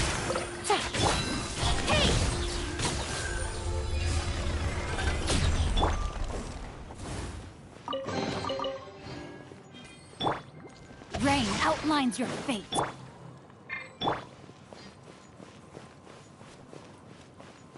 Another mechanism like the one before, but this one's being blocked off in the middle. We just need to adjust it a little.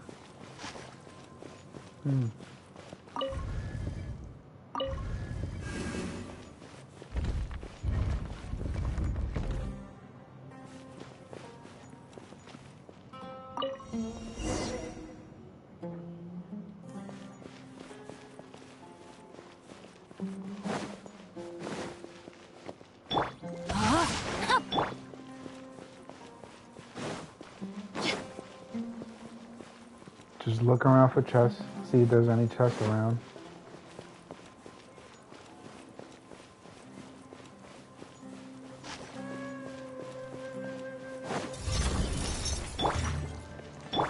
Everyone hold hands.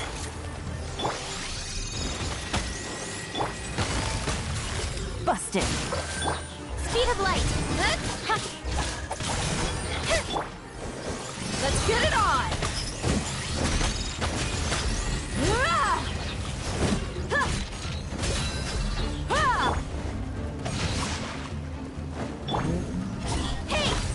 Oh, okay.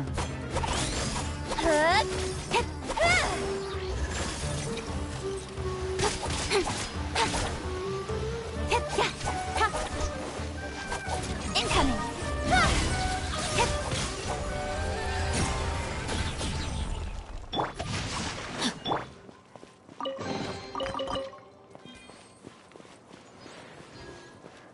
She has a pretty unique fighting style, I'll tell you that.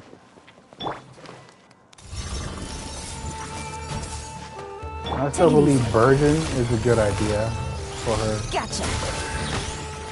Could be wrong, obviously. Look alive!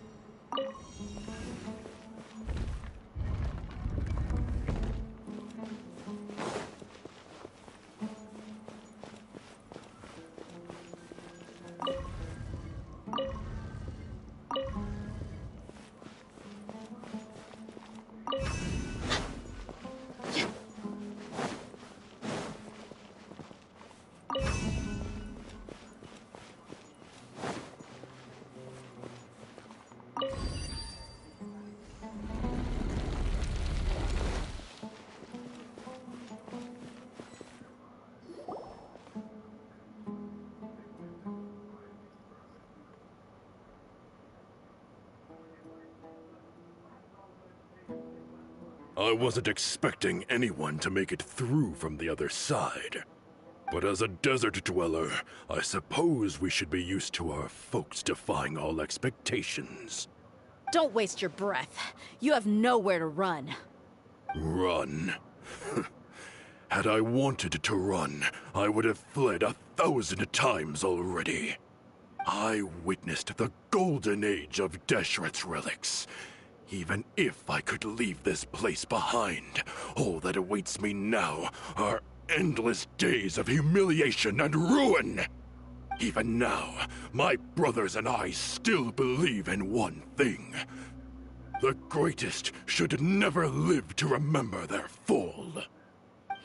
So you want to go out in a blaze of glory? Let us draw our weapons!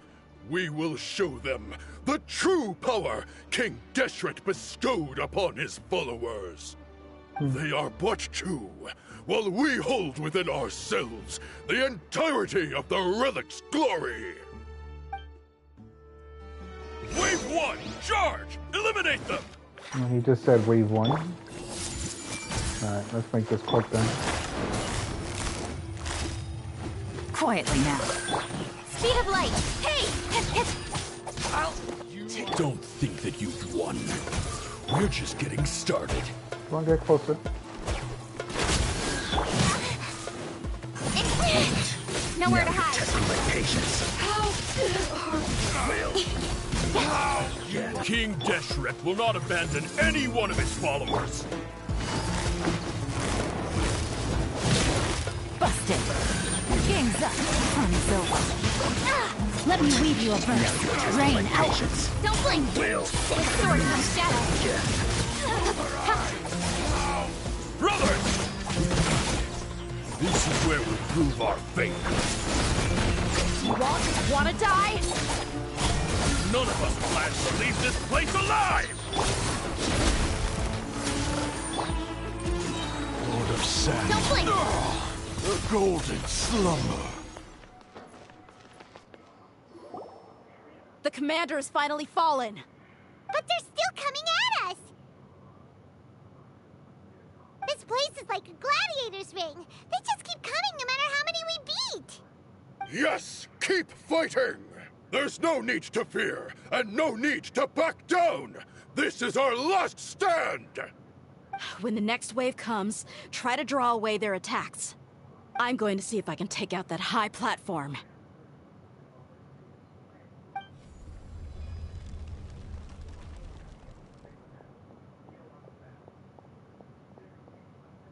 Get out of my way!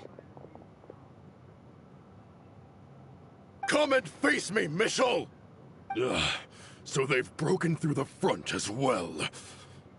Apologies, Lord Michal. They fight like absolute madmen. No matter how much we throw at them, they just keep coming for more.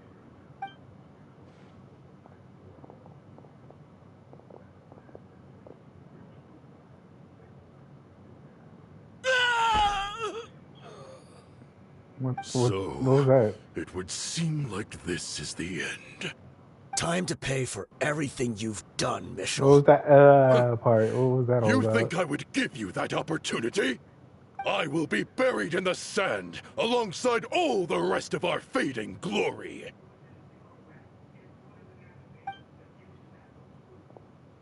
Hey, wait!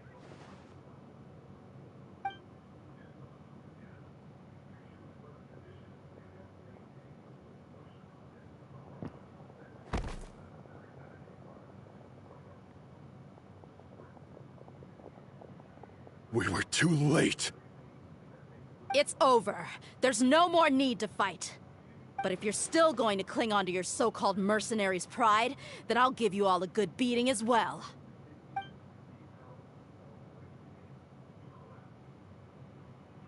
Bruh. Hey, Dia! I found the mechanism. I'll get you all back up here right away. Let's go.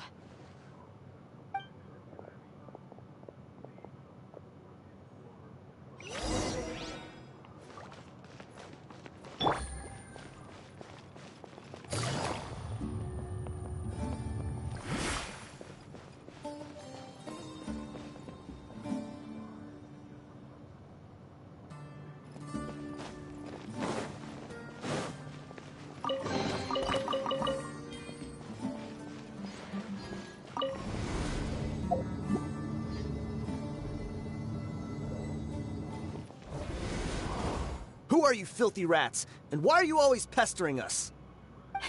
You call yourself a member of the infamous Deshret's relics, and you still can't even tell who's made it all the way to your headquarters? Who knows what intent a bunch of rats may have? We try to catch a couple, and you all just show up on the other side instead. How are we supposed to figure out what you're after? Hey, have you ever heard of a man by the name of Kusela? Why would I know? It's not like I'm in charge or anything. This is your last chance to talk. Hey, I said I don't know anything. I'm just an average member here. I'm telling the truth. If you're here to find someone, why don't you look through the records yourselves? Who can remember every name and face with so many people coming in and out every day? The irony. His life became a light for so many, yet to others, it wasn't even worth remembering. Where's the records room? Answer me! It's right over there. All the files are in there. You can go through them as much as you want. It's not like any of them still matter anyway. I mean the old records room. The old records room? You mean the one that got burned down? Kusela. Ah, yeah, I remember him now. The guy who could hardly walk. Watch your mouth. That's our boss you're talking about. He was definitely faking it. We all let our guard down as soon as we saw him come hobbling in. But in the short time it supposedly took him to take a dump, he'd already gotten away and started a fire in the records room. He couldn't have possibly outrun us if he wasn't a fraud. And after that, Deshret's relics fell into complete disarray. Stop wasting our time. Every one of us here is perfectly aware of what he had done. Tell me, where is the old records room? It's just over there. Go see it for yourself if it means that much to you. There's nothing left in there but ashes. No human could ever survive that kind of inferno. Bashar, Tikriti, let's go. We'll leave the others here to guard these guys.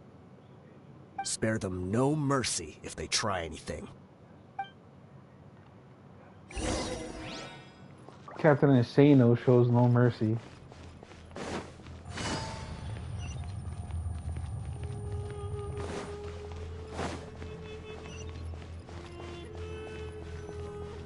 Take it easy.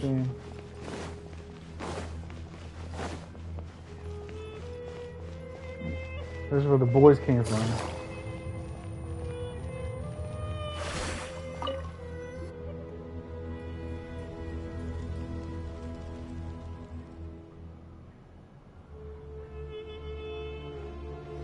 So, this was his final destination.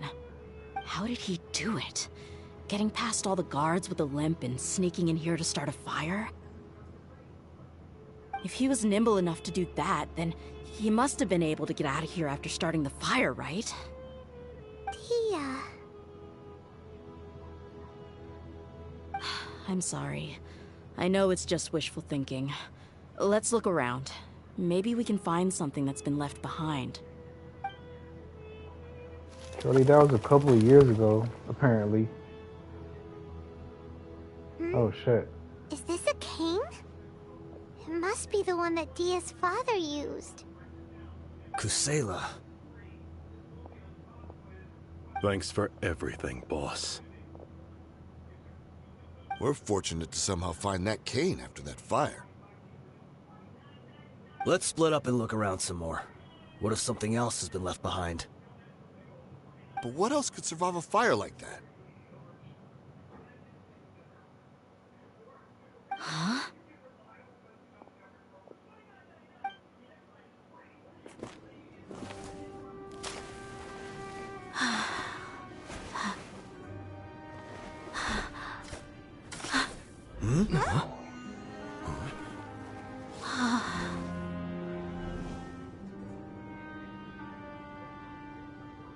Thought so. Wait! Isn't that the toy sword you played with as a child?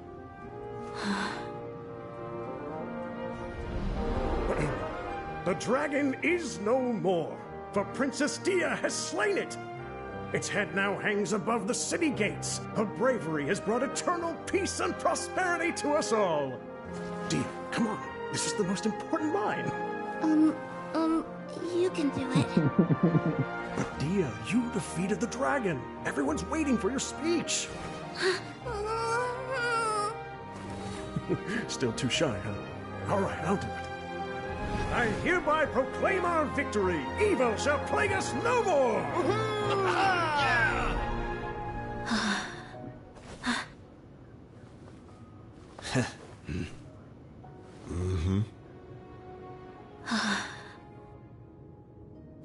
I hereby proclaim our victory. Evil shall plague us no more, Dad.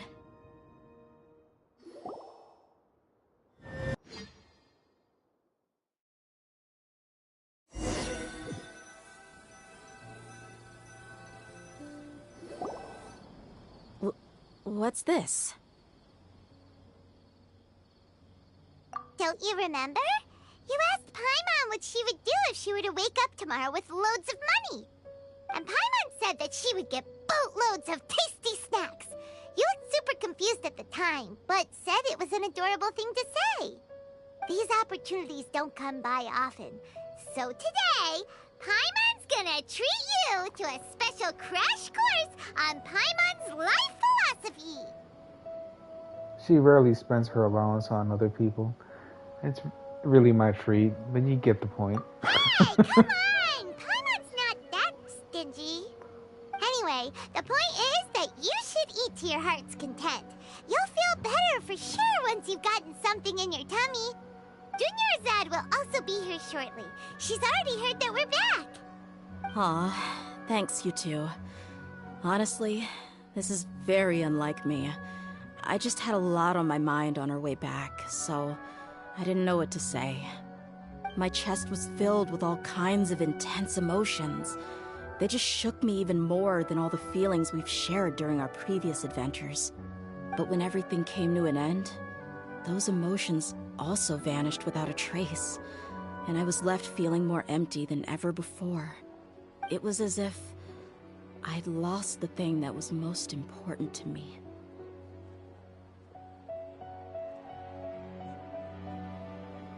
Everything just happened so fast. Yeah, you're right. To many mercenaries, Mora is the most important thing in the world. But perhaps to us, it's the most worthless thing of all. Idrisi and the others all used to say that they would quit if there was no Mora to be had. But when it came to avenging my father, there was no Mora to be made anywhere. My reality shattered when I found out that the father who always told me hero stories was in fact a bad guy. But look at me now. Am I any different? Despite all my promises about never forgiving him and never trying to understand him, I still went to such lengths to find out the truth, and nearly even shed tears for his sake. We're hypocrites. All of us. You should never question your true feelings. I mean, honestly, yo, regardless, uh, father, mother, whoever the case may be, they help create you. So of course you're gonna have some lingering feelings or some type of feelings in there somewhere. Yeah, you're right. It's just a pity that we often only recognize our true feelings after it's already too late. No, You're back! Are all of you alright? Ah, there she is. Yeah. Many people from the Corps of 30 came over, and I just wrapped up everything with my dad. All I can do now is wait for their verdict. Huh? Dia, you're looking quite down again. Paimon will explain. A lot happened while we were gone. Speedrun story. Let's go. I'm sorry.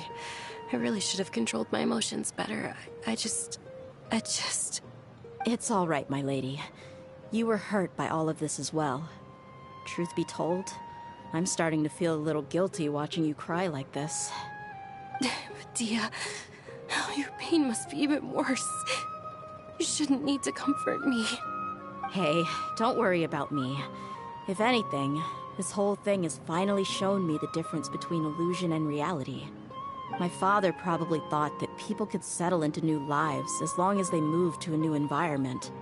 That thought has even crossed my mind a few times. It's like saying, what's wrong with adapting to a new life? However, there was always something deep within my mind that refused to accept it. This impulse brought me great turmoil, and even made me feel ashamed for turning my back on your father's kindness. But now that I consider it again, it all makes sense. The desert sands are a part of who I am, and I will never be able to lead a peaceful existence. I understand how you feel. That doesn't mean I won't be making any changes to my life, though. As an example, I'm now thinking about taking on some small odd jobs. It's just like Idrisi said. I also want to catch up to my father and become a character in his play. Even if the ending of the story may be childish and ridiculous, it won't really matter. Isn't that neat, though? Oh, you'll be a whole new kind of mercenary, one that's not out for Mora.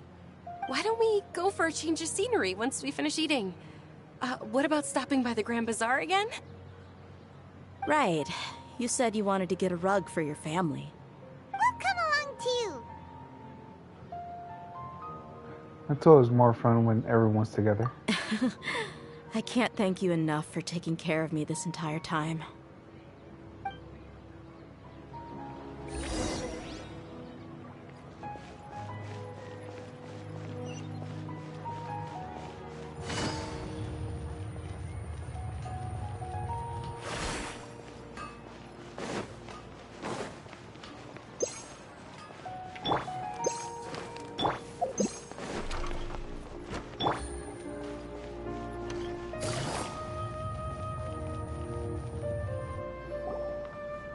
This rug here is quite something.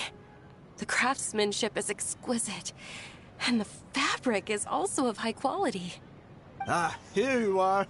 Finally, I found you. Hey! Aren't you that mercenary who bit his tongue? You can still talk? Wait, are you here to take revenge on us? What are you talking about? Do I look like I could take you all in a fight? I just came here to give you something. I'll be on my way to give myself up to the Corps after this. Once I woke up, I hurried to the Khan al-Ahmar's camp, hoping to alert them to your presence. But when I got there, I found no one except the members who were still too injured to move. Ah, so you probably got there after us. Yeah, they told me that they had exacted their revenge, and everyone had turned themselves in to the authorities. Even that last camp was not going to last for much longer. I had joined the cause to repay an old favor from Kusela. Now that everyone's already turned themselves in, I might as well do the same. One of the injured members gave this box to me, and told me that it contained some of the old man's last possessions. Everything left in the camp will get confiscated, so I figured I should get this to you before the Corps could get their hands on it. Thank you. No worries. We are all just living our own truths. There's no need to comment or judge anyone for it. So this box contains everything that Dia's father left behind. Huh. It feels lighter than expected. Well, back in the day, the first thing he did with any Mora was spend it on things like drinks and meat. But let's see what's inside. What's this? It's just a bunch of junk. It kinda stinks. Perhaps it's just been left unopened for too long. A handwritten copy of a storybook. The paper's already yellowed, and it looks like it's about to fall apart. It was against the Academia's rules to possess books for personal use.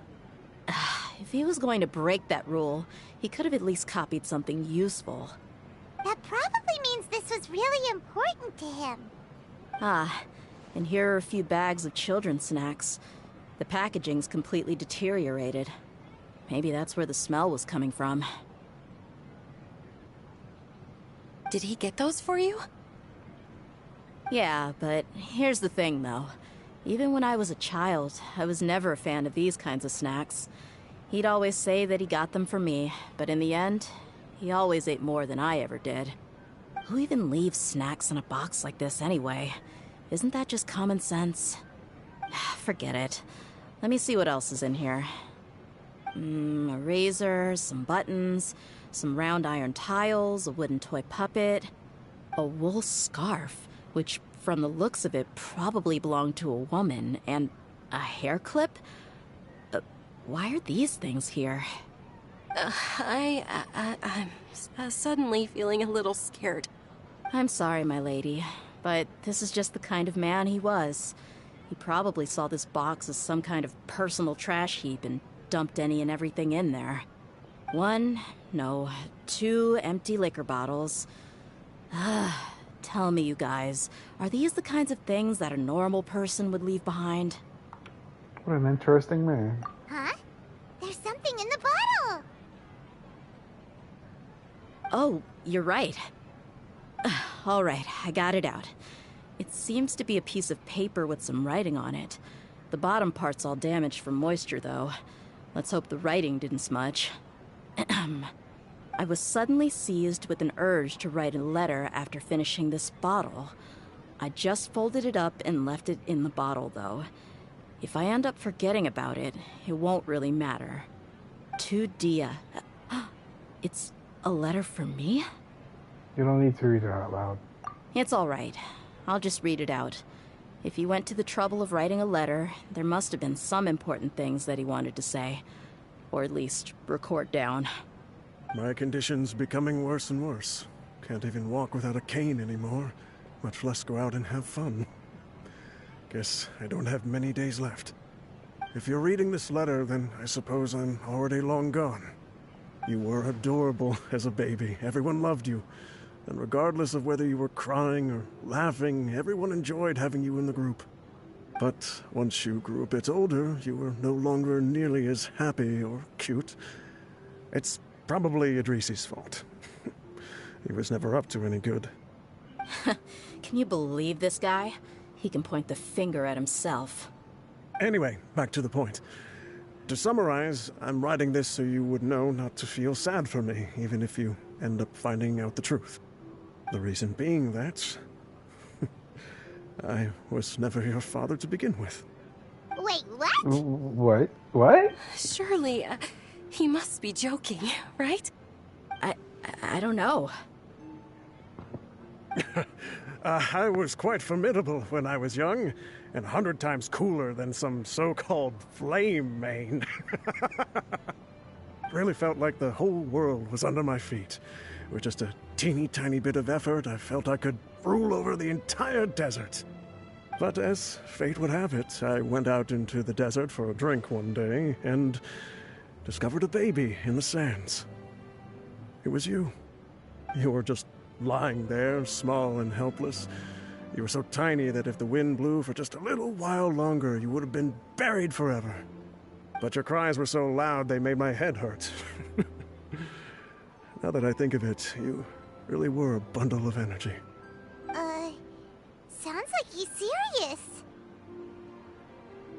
I told Idrisi and the others that I had slipped up with a woman while out and about. None of them even doubted me. I'm sorry that I had to lie to them for so long, but I really had no other choice. I was their most esteemed leader, after all. It's not like I could just tell them that I suddenly wanted to play at being a father. At this rate, I'll puke up all the liquor I just drank from this bottle. Anyway, Dia, you possess the kind of freedom and kindness that we could only dream of. As far as how you should live your life, that'll be up to you to decide. That's the end of the letter. In the end, he was still thinking of me as a little child. But isn't that also a good thing? I suppose. Or I would have suffocated under the sand a long time ago. He was a good father to you. The fact that he wasn't a blood relative doesn't change that. Yeah. It's just a pity that we had to learn the truth of everything like this. Do you already have some ideas about the decision that he wanted you to make? I do. If he first found me alone in the sands, then I want to try my hand at finding the person who abandoned me. I just have one wish. To tell them a story. That there once existed a childish and foolish jerk with a heart of gold. And that only under his care was I able to grow and mature into the person I am today. If you end up finding any leads, can you share them with us? We go on adventures all the time. Maybe we'll be able to find some information for you. Sure, I appreciate it. I wasn't expecting you to be so enthusiastic. I also don't want to see his efforts go to waste. I don't want you to stop going forward. I'll help too. Thank you. All of you. Thank you so much. My life has certainly had its twists and turns, but I've always considered myself lucky. Because no matter where I've gone, I've always been surrounded by incredible kindness.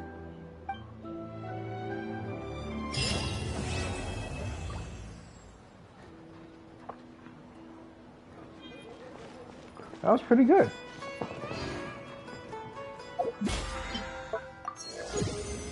That was hella good, actually. I cannot wait for part 2 for that, actually.